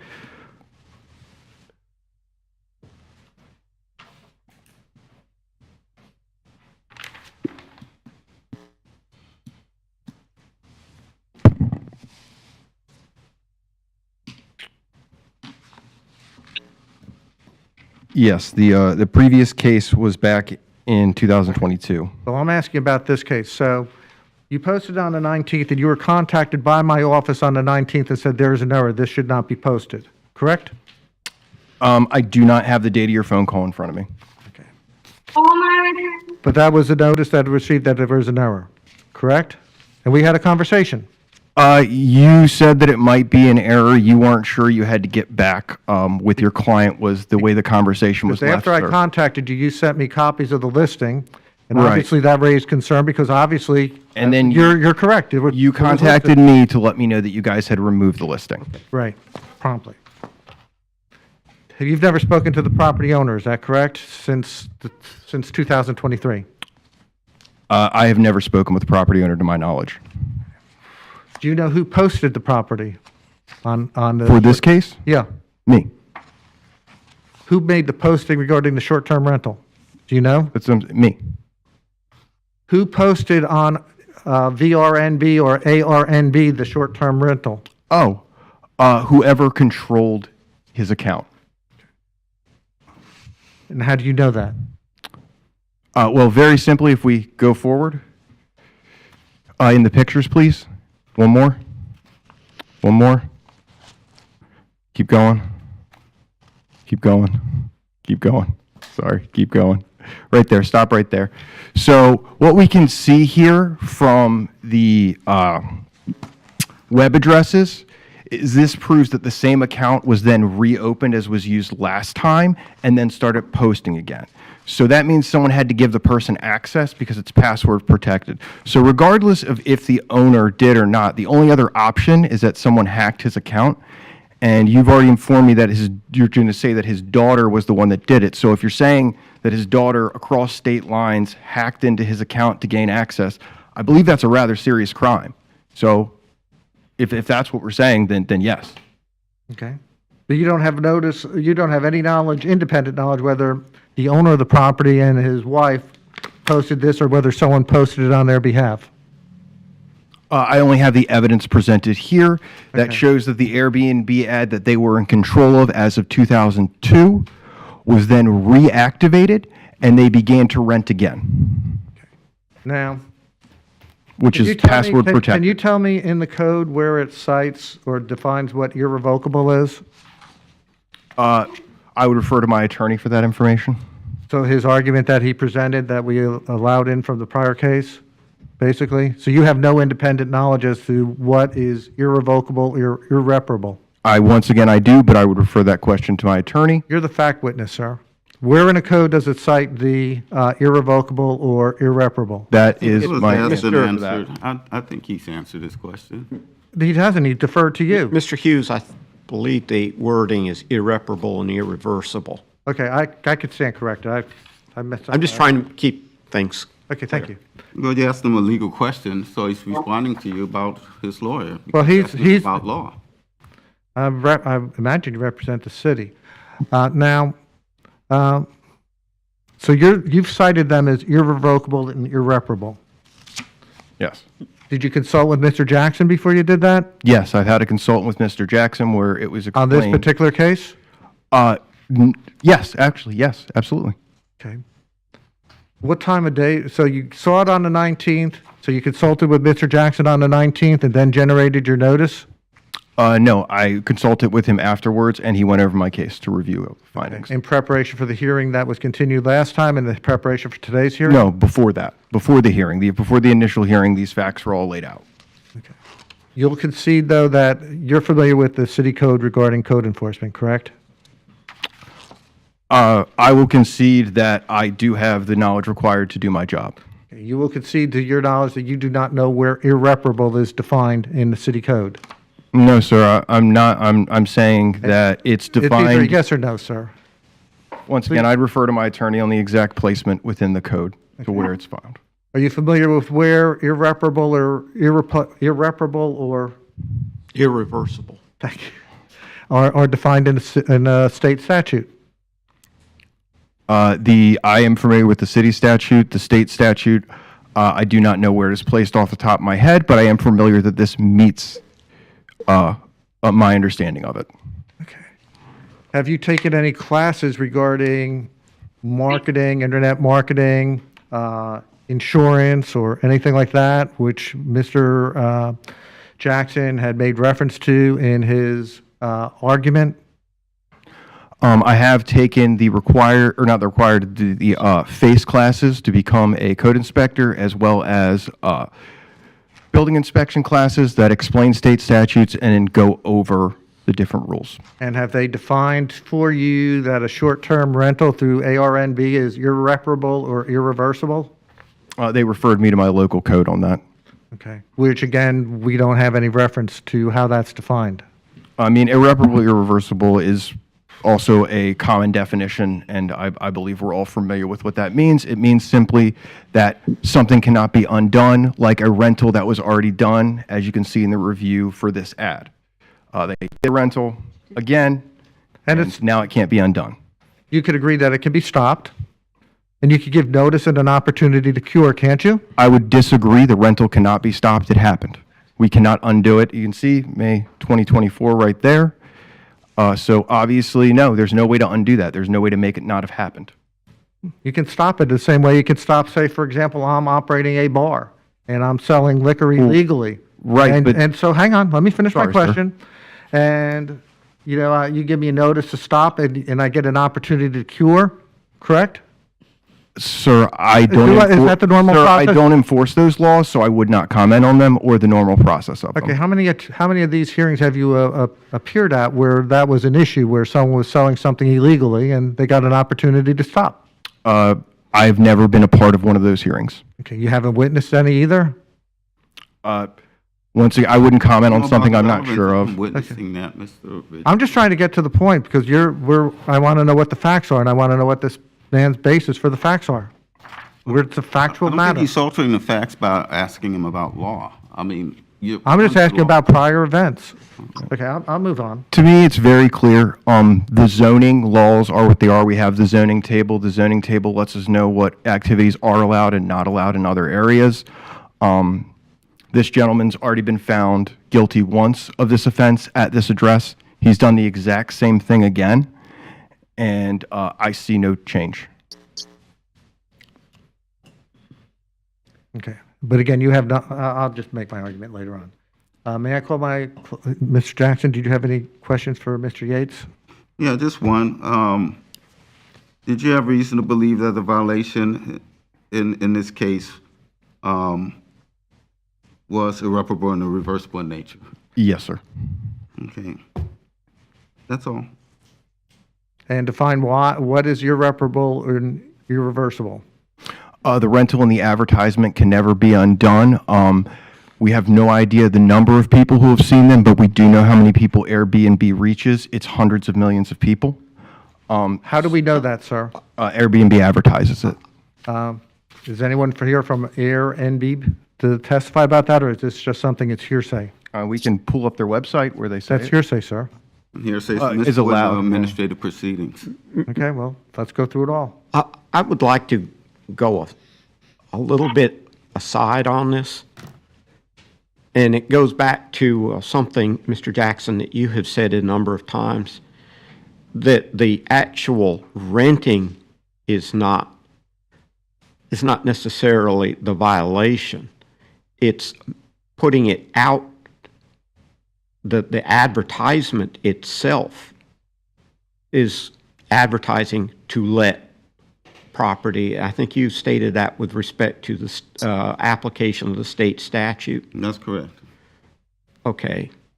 And that's, I think Mr. Hughes, if I'm trying to understand the argument, he's looking at the actual rental, but the actual posting is a violation itself. The moment, and you've stated that a number of times in these proceedings, that the minute you post it, you can't undo it.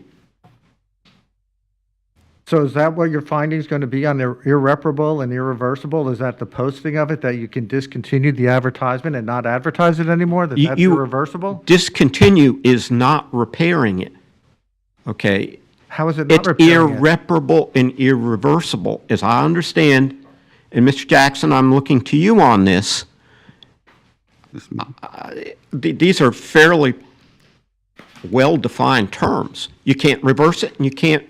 Your Honor, I tried to look it up and basically the irreversible and irreparable was basically non-competition cases on employment agreements, where someone goes out and steals all their clients. That's irreparable and irreversible. But if I pull down my listing and it's no longer up there, it's the problem solved. Completely.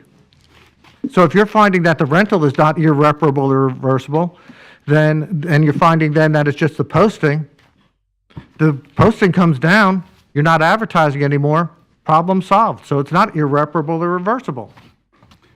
I think I previously presented. And then I'm sorry, and I took a breath because I was thinking, I'm sorry.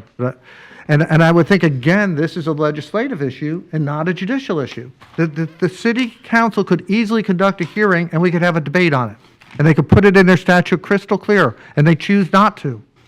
There's no debate, and the city council doesn't have the authority to alter or change anything related to short-term rental. However, there's case law there's statutory provisions that have been adopted previously by the city before this law went into effect that becomes grandfather, which is stated and we provided. Yeah. And those laws, and I've previously presented this to you, and unfortunately, my office mixed. Is this what? And we've had this discussion that the statute that we're talking about doesn't define irreversible or irreparable either. It doesn't. And I'm not here to say that it does, but neither does it define it when we talk about it regarding a tree that's been cut down. It's something that's easy to declare. And the only thing that the statute asks the inspector to do is to make that determination, which... Mr. Jackson, what I'm hearing right now in terms of the arguments are twofold. One, either some case law, some argument regarding this. Okay, I'm hearing argument coming from all over. I'm looking at irreversible and irreparable based as what I would say like a chemical reaction. If it's irreversible, you can't reverse it. And the argument you have made has been that if you put a posting out that there is an advertisement online, you can't pull it back. It's there forever. And quite frankly, it is. You can't, everything is on the web, stays there pretty much forever. And that argument has been made. But here's where I'm going on this. I have to understand. I see that you are both on a very, and either I presented with a good cogent argument from both of you, and Mr. Hughes, I know it's easy to say there's nothing there, but that's not really an argument. Okay, Mr. Jackson, I understand where you're coming from, and I don't know that where you are, either I have some argument that's written out that says, here's my support, here's the cases, here's the statute, because it's in the statute. It says irreparable and irreversible. And that's it. It doesn't go any further than that. Correct. And then you had brought something up the last time also. You had indicated that one got appealed or a couple got appealed. And Mr. Jackson can tell you what happened on those appeals. The appeals? What's that? The appeal and Judge Dolly, didn't Judge Dolly find that it was not irreparable or irreversible? No. What happened with the case with Judge Dolly? You mentioned it yesterday. That's why I'm just asking. I didn't get the name of the case. No, the judge ruled in our favor. She just didn't rule on that issue because that issue wasn't necessary ultimately. But she spoke to the issue and acknowledged that the irreparable, reversible nature of the violations. I told you it's dicta in that sense because she spoke to the issue, but it wasn't the issue she had to rule on. But she ruled in the city's favor. That would have been the case, the double cases, you may recall them, from that was associated with, what's the attorney name of the attorney was in office, African American attorney. But the attorney that was here before you, yeah, Attorney Huggins, you may recall he had two cases that went on appeal, and those cases one was ruled upon by Judge Jolly, and you may not recall them. I'd have to go and pull them, where she actually did a written opinion.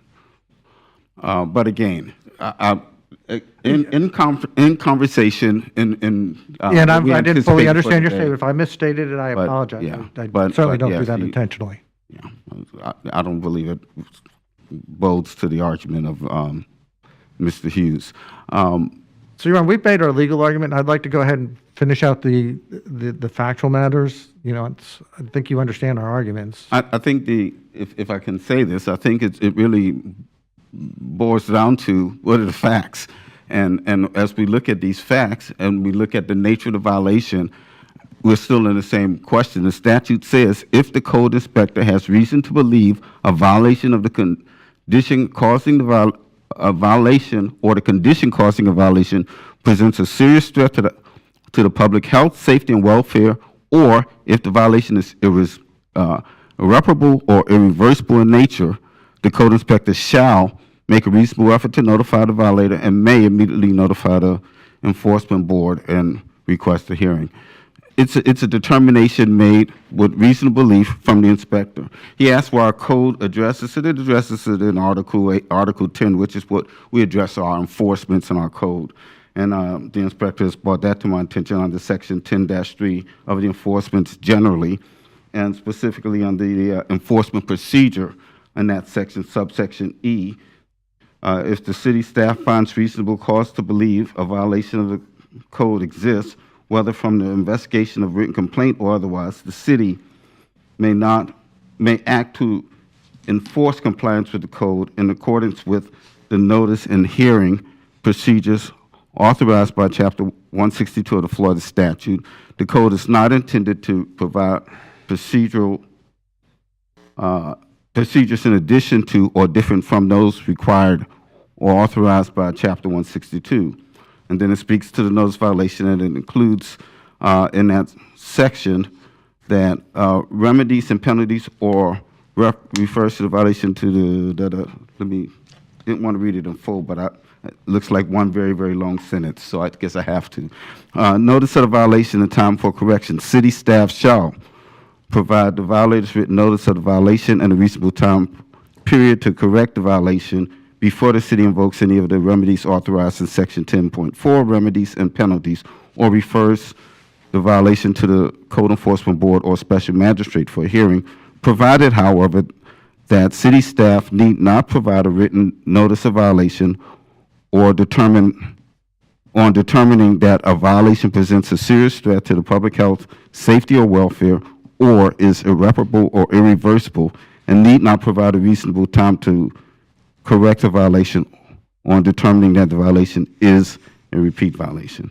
So the statute, the code speaks to the whole issue of the determination by an inspector that a violation is irreparable and irreversible. Ultimately, it's still a decision of the magistrate, and that decision is going to be based on where it's not defined, as in anything that's not defined. And I believe the general provisions of our code is, if it's not defined, what is its natural common use? What is the normal common use of something being irreversible? It means it can't be reversed. What is the normal natural common use of something being irreparable? Means it cannot be repaired.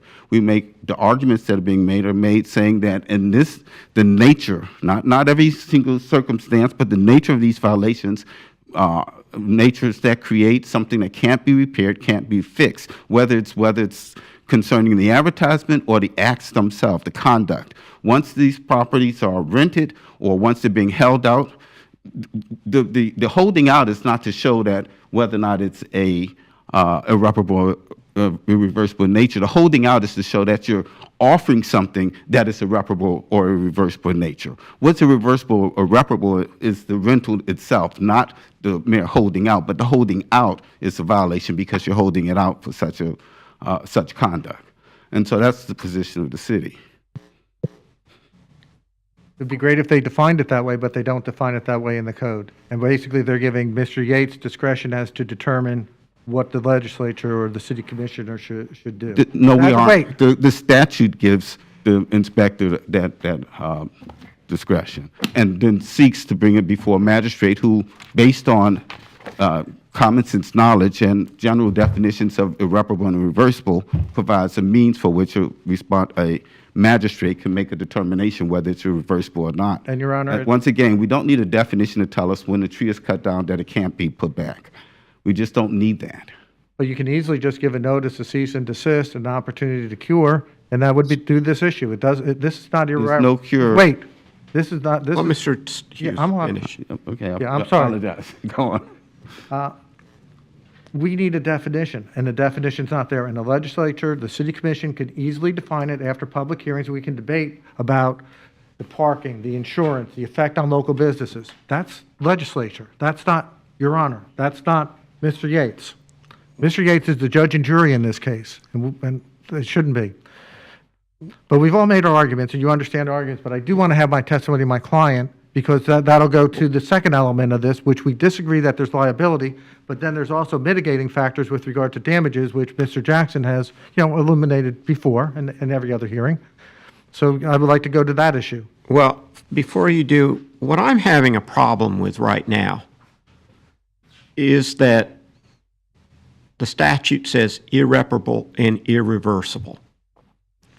And what you're asking for is essentially the city to define, and it would seem that every violation, and there's an infinite number of violations, would have to then be defined in the context of irreparable and irreversible. And as I see it, the statute is leaning toward applying common sense. If the cat's out of the bag, it's irreversible. It's sort of like and so I'm not prone. I don't know of any situation where a statutory, a term has been used in a statute that requires to be defined in every potential situation where it might be applied. It almost seems to me that common sense needs to be applied in that. And the common sense has been argued to me is the violation becomes the holding out of the violation or of the rental. And once it hits the web, and Mr. Jackson has made this argument a number of times, nothing gets erased from the web. It cannot be erased. It's there forever. And so therefore, you can't repair it. And so it would seem to me it's irreversible and irreparable. And so you just don't do it. If you don't do it, you never have to worry about irreparable or irreversible. But the minute you do it, you then stumble into a situation where it becomes irreparable and irreversible. That's my take on it, and that's the way I have. So is your finding going to be, because that's different than what Mr. Jackson argued. Mr. Jackson argued that it was the actual rental, not the posting, but you're finding that it's the posting, not the rental. No, Mr. Jackson has argued consistently that it's the holding out is the first part. Now, the rental becomes a secondary part. That's a second part of that. And you're pretty much finding that that should be something that you would be given an opportunity to cure and stop. It can't be cured. That's the whole point. It's a holding out of something that you can't undo. You can't If I'm doing, I'm sorry, sir. I mean, that's our position. I'm happy to hear from you. These are short-term rentals. And generally, by the time the city finds out, and this argument has been made repeatedly, by the time the city finds out, the renters are gone. Somebody comes in and spends a night. And the inspector finds out the next day that they're there. They're already gone. You can't undo it. The cat's out of the bag. The money that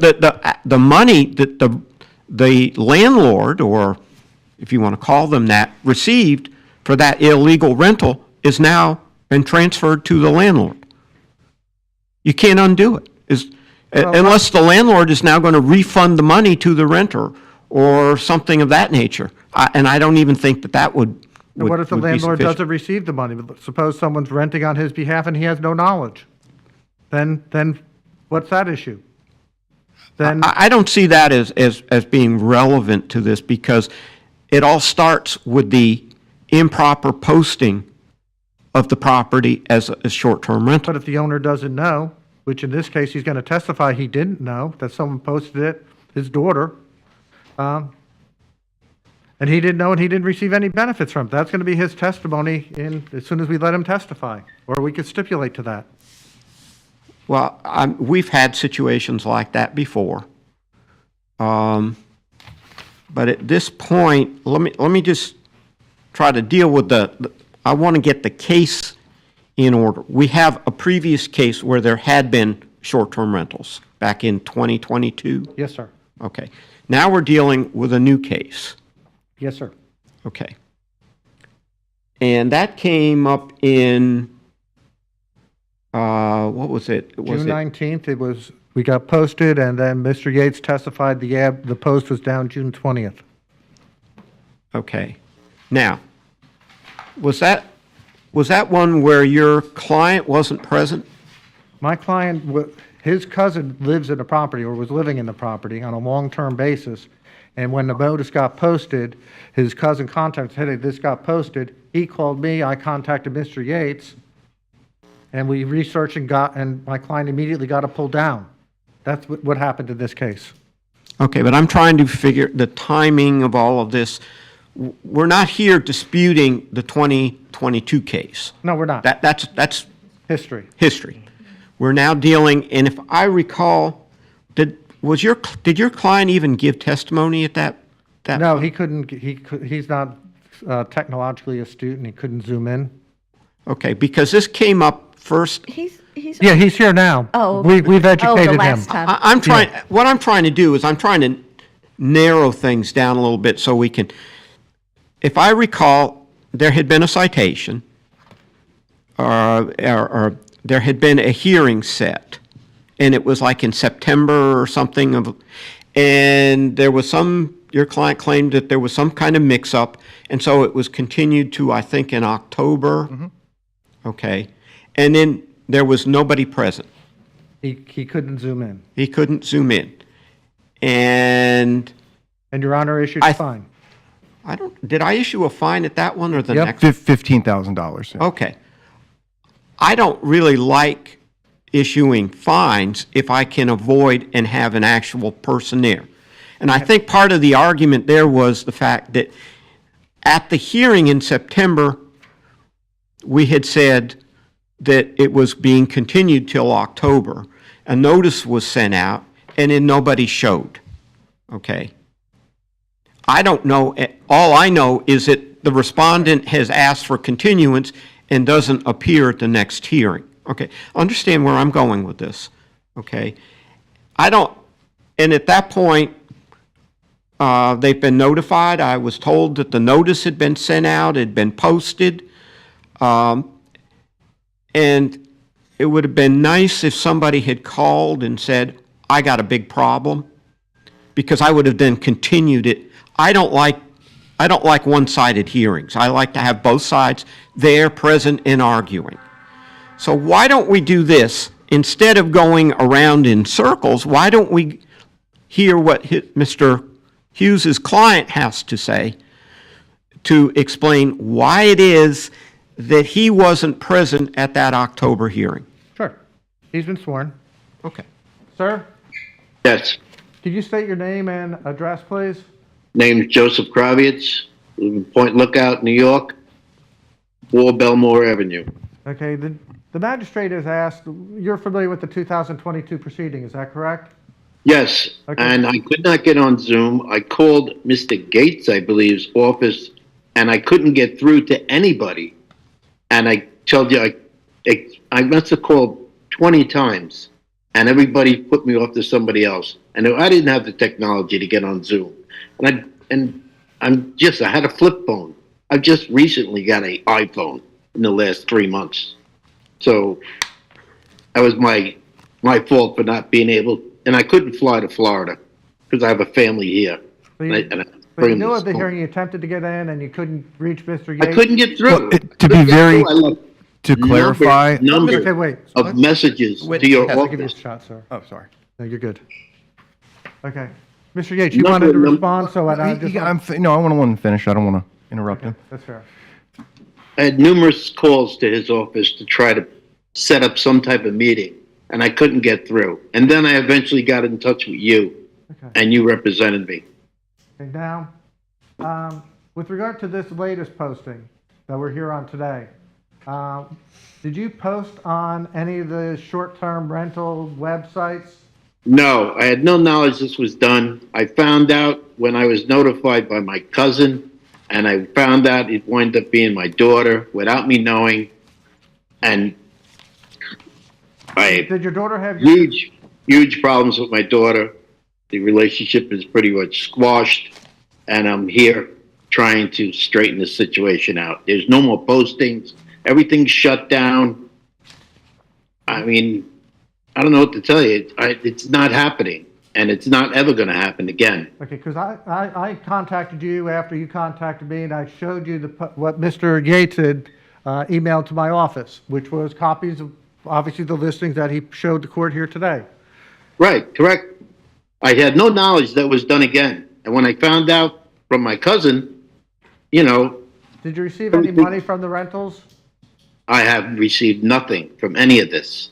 The only thing I've received is the $2,000 bill I had to pay you to represent me. Okay. And now I'm looking at a big fine that I don't even know how I got. Okay.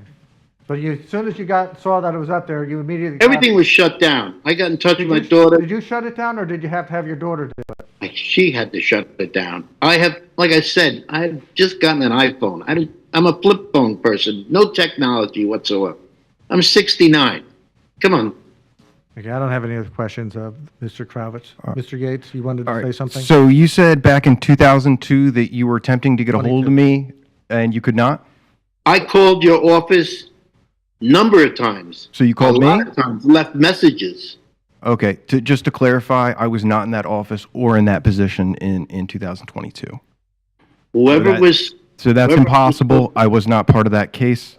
So just to clarify, that could not have happened. That's fair, and I'm not going to argue with Mr. Yates, but I would assume that he's just talking to whoever. Whoever signed those papers and sent it to me the first time, that's the person I kept calling.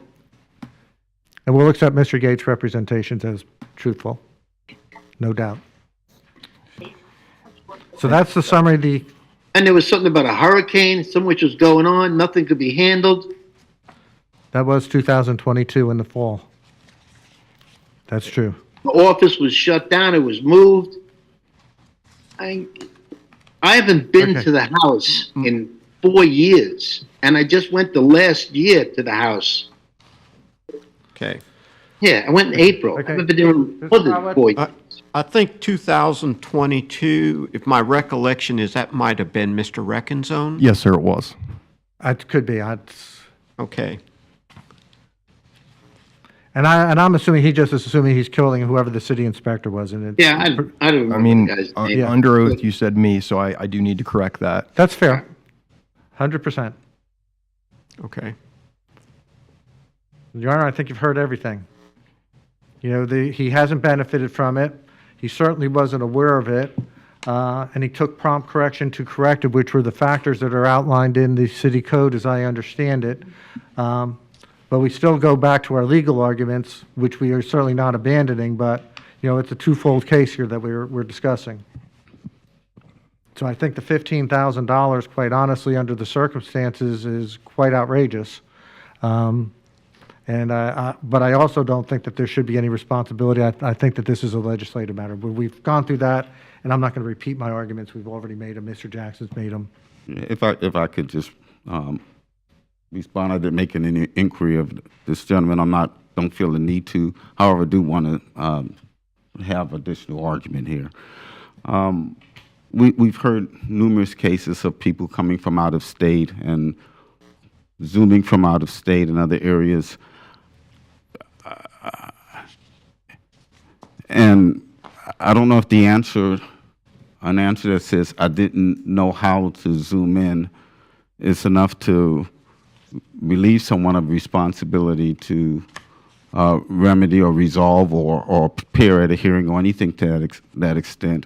It wasn't a new issue. It had been continued, and an opportunity to get counsel if necessary or someone to show them how was there. These cases, as we've said, we rely on irreparable, irreversible. But even if this wasn't, if you weren't to rule that this was irreparable or irreversible in nature, this would still clearly be a repeat violation, which, again, many of the same circumstances arise regarding at least as it relates to penalties and procedure, that a repeat violation would still be immediately brought to the magistrate for hearing. A repeat violation would have a maximum fine of $10,000 instead of $15,000, but that's the only real significant difference. We still stand on our position that it is irreparable and irreversible in nature, but this is not one that reverts back to a situation where someone was found out for the first time what the violation is or that such violations exist. He's asking you to make a conclusion that he asked his daughter, and his daughter went out and, for whatever reason, and for whatever gain, just went ahead and posted his property so that it would appear again. I think that's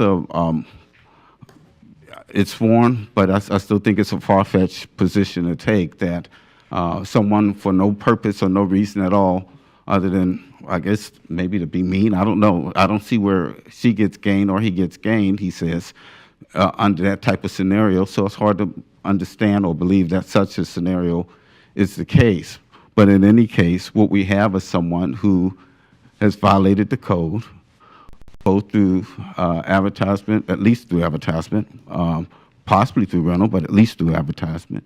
And with that violation of the code, is subject now to something that, in this situation, has been repeated and so now subject to a substantial fine.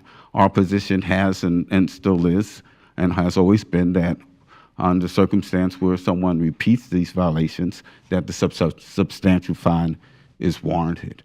In this case, I appreciate the arguments made by Mr. Hughes, but I strongly disagree with his position or his perspective that there should be some type of definition of irreparable and irreversible. He needs a definition. It's in the dictionary, I'm sure. But beyond that, I don't know of any formal legal definition that's necessary to tell you how that something can't be reversed or something can be repaired. We've adopted laws, including, as I said before, the general definition, public lodging establishment, guests, the definitions pursuant to Chapter 509 of the Florida statute. Transient public lodging establishment means any unit, group, or units dwelling, building, or group of buildings within a single complex of buildings which is rented to guests more than 3 times in a calendar year for periods of less than 30 days, or 1 calendar month, which is less of which is advertised or held out to the public as a place regularly rented to guests. So the following are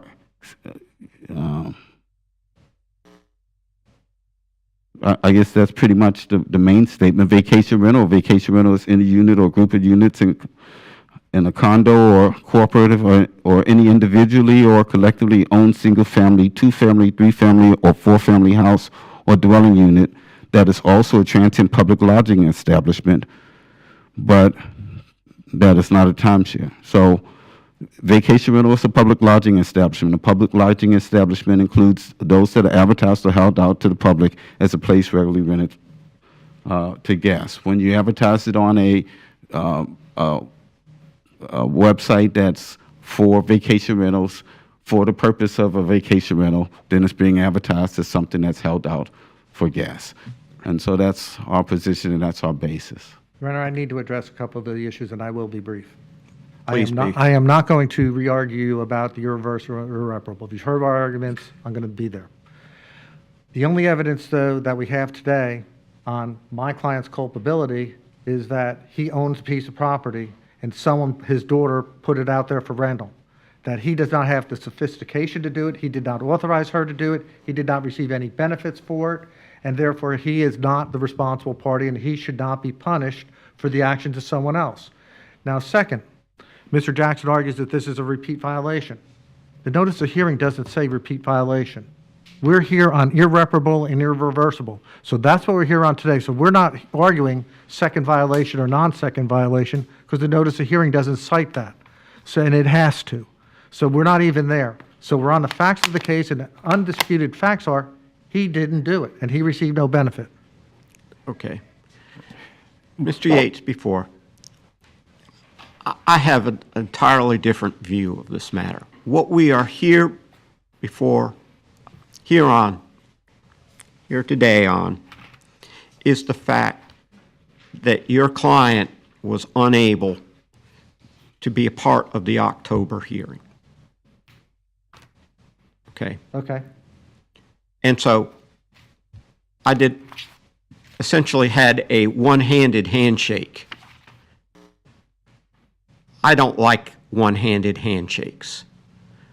I like to hear both sides argue. And so I had never heard your client's side of the. Okay. Okay. And that's a factual matter. It has nothing to do with the application of the different statutes and the rules and things of that nature. What it has to do with is his statement that he was unable to be a participant at the hearing. And so all I heard was the city side. Mm-hmm. Okay. I am now hearing for the first time your client.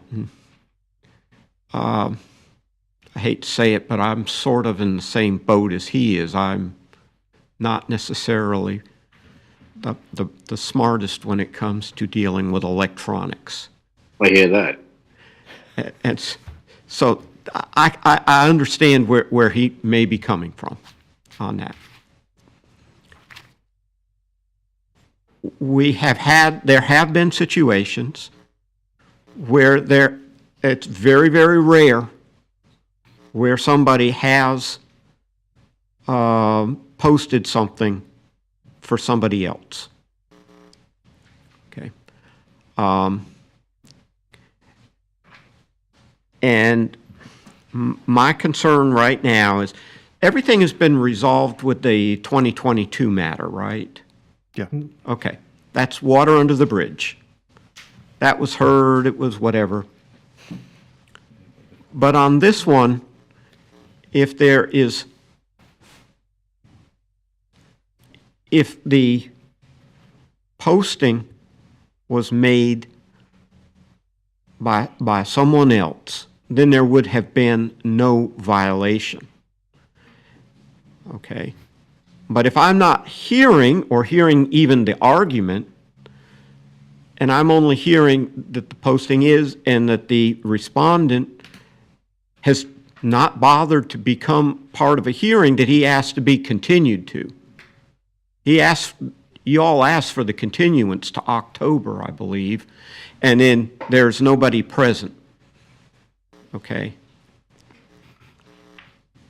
And so I'm looking at it solely from the standpoint of the facts relating to that particular alleged violation. And that alleged violation was represented as originating with Mr. Krawick, which would then be essentially a repeat of an irreversible, irreparable violation. But if it didn't originate with Mr. Krawick, and he had a legitimate argument, then it's not a violation against him. Bless you. And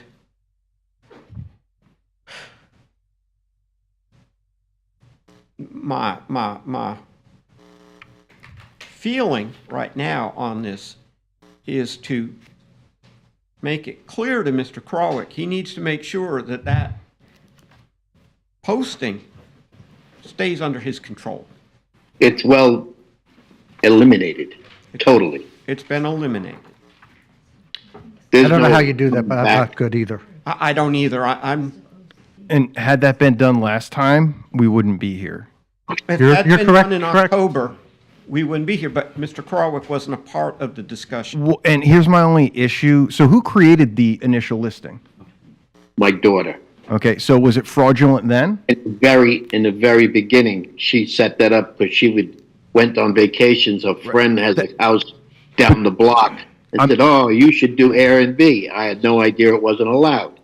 Then I got the notice saying that there was an Airbnb problem. I couldn't get online. I tried calling to straighten it out. I couldn't get through to anybody there.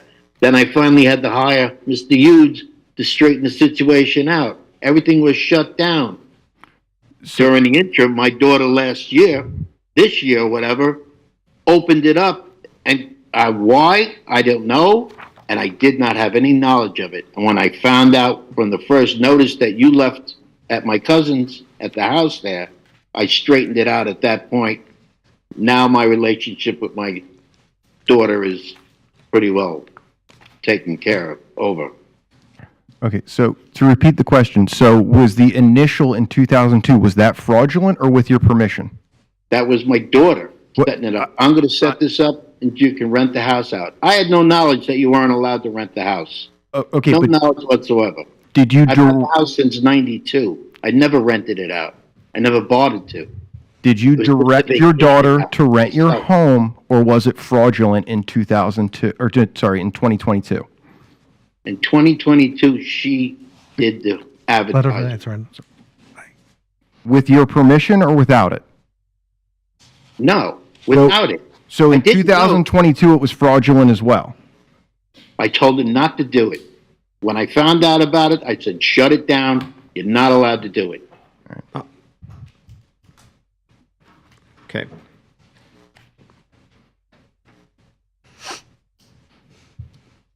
Your Honor, I wouldn't you've even heard- know how to open up an Airbnb account. You've heard all the argument, I'm sure. Okay. I think you have. Well, the only one that right now is before me is the Current, 2024. the current one. Okay. Yeah, and I will say that the prior one has not been paid up to this point. Yeah. And the only reason I wanted to establish that, because that would mean that he allowed the fraudulent ad to continue to exist for this entire time and never did anything about it if that's the circumstance. So, I mean, it's either one of those things where you did so little to stop it that we're here, or you coordinated. I think you trust your daughter sometimes. Maybe that was a I mistake. never knew about it. I haven't been in the house in over 6 years. The last time I was there was April. And I had talked to Mr. Hughes when I was there. And you can't put your Okay. head in the sand either. Mr. Krawick, here's where I'm leaning toward. This is your house. Right. Okay?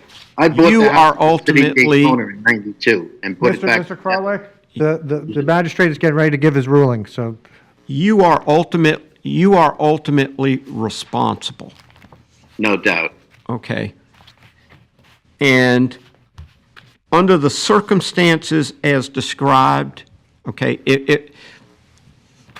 again, I'm going back and I'm hearing your argument for the first time now, months later, okay? Under the circumstances described, you look like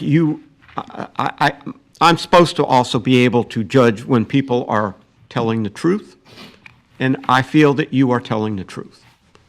So, as far as the latest violation goes, that I feel that that one should be dismissed. okay. Thank you. Okay. And the reason, again, had you been present in October, I suspect we wouldn't be here today dealing with all of this. And I don't know how, I mean, I understand the technological stuff, but at some point, you can't be in New York and not be you may have to make sure that you are together with somebody who can, if something should arise again, that can make sure that you find a way to get, I believe isn't there a phone call, a message or a number that you all provide? If call in? Yeah. Yeah, we send them an email, but then if they don't try it in advance and they don't know how to do it, then That's not the question. yeah. You don't have a call-in line. Yeah, we've corrected that because my office my paralegal happens to be very good at this. So I'm not, but she certainly got Mr. Right. Krawick on this. No, Okay. not that, yeah. And had I heard these arguments and your senior demeanor in October of, what is it, last year? 2022. No, this is, No, 2022 was the first one, yeah. Yeah, hurricane season. okay. Well, I thought we were dealing with a more recent one. No. With the 2024 one now. Yeah, the 22. I thought we were dealing with the 2024 one. We are. Yeah, we are. One of each. Yeah. That's the one you just dismissed. We're not discussing that, We're not dealing with the 2022 one. no. No, No. but you're speaking to, okay. I got you, okay. I'm only speaking to the most recent one. Okay. And Mr. Krawick has said that he had taken it down, or he thought he had, and somehow his daughter brought it back on board. Well, he was saying that regarding the 22 one. And the 2024. I mean, Well, 20 I'm He's not, talking about both. He doesn't realize that the 24 was there. the because he thought it was 2022 taken is, down to 22. is water under the bridge. Right. I'm dealing only with the violation that is cited for 2024.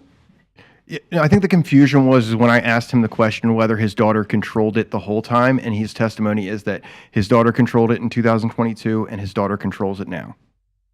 So that's where that came in. You don't control it no more. He has stated that she no longer has control over it. I guess the Correct. question is, does it And that's exist or under not? oath, and I think, Mr. Hughes, you would understand that if this one pops up again, he's not going to be able to make the same argument. That'll have Well, to it'll come up. never happen. Okay.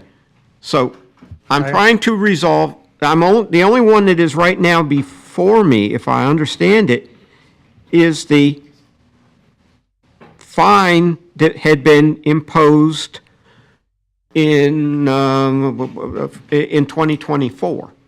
There's no fine that's been imposed yet. Your Honor indicated that you intended to dismiss that case. So then at some point, we're going to address the 2022 case and review that one. That can be separate. Yeah.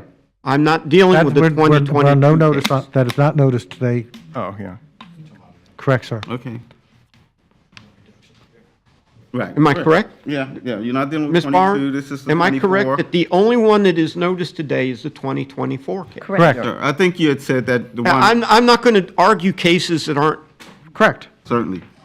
or not argue, but rule on cases that are, and so I'm trying to resolve this one, and I'm finding that Mr. Krawick appears to me to be a very credible witness, and that I'm willing to accept that his statements, that his daughter had made that most recent posting, which triggered that, the proceedings that arose out of that, Okay. okay? And I'm not dealing at all with the 2022 stuff. Absolutely, That's correct. That's a whole separate matter.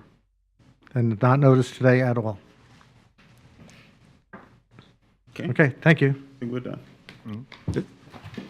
Mr. Yates? Mr. Jackson, does that work for you? Yeah, we're done. I think. I that want to was make the- sure everybody is on board. Yeah, I know what you're saying. Okay. I missed the last sentence, I'm sorry. Oh, it's dismissed. I don't know. I am Thank you. dismissing case Okay. number I'm 12. hearing later on today, so I will call you in the morning. Okay? Maybe.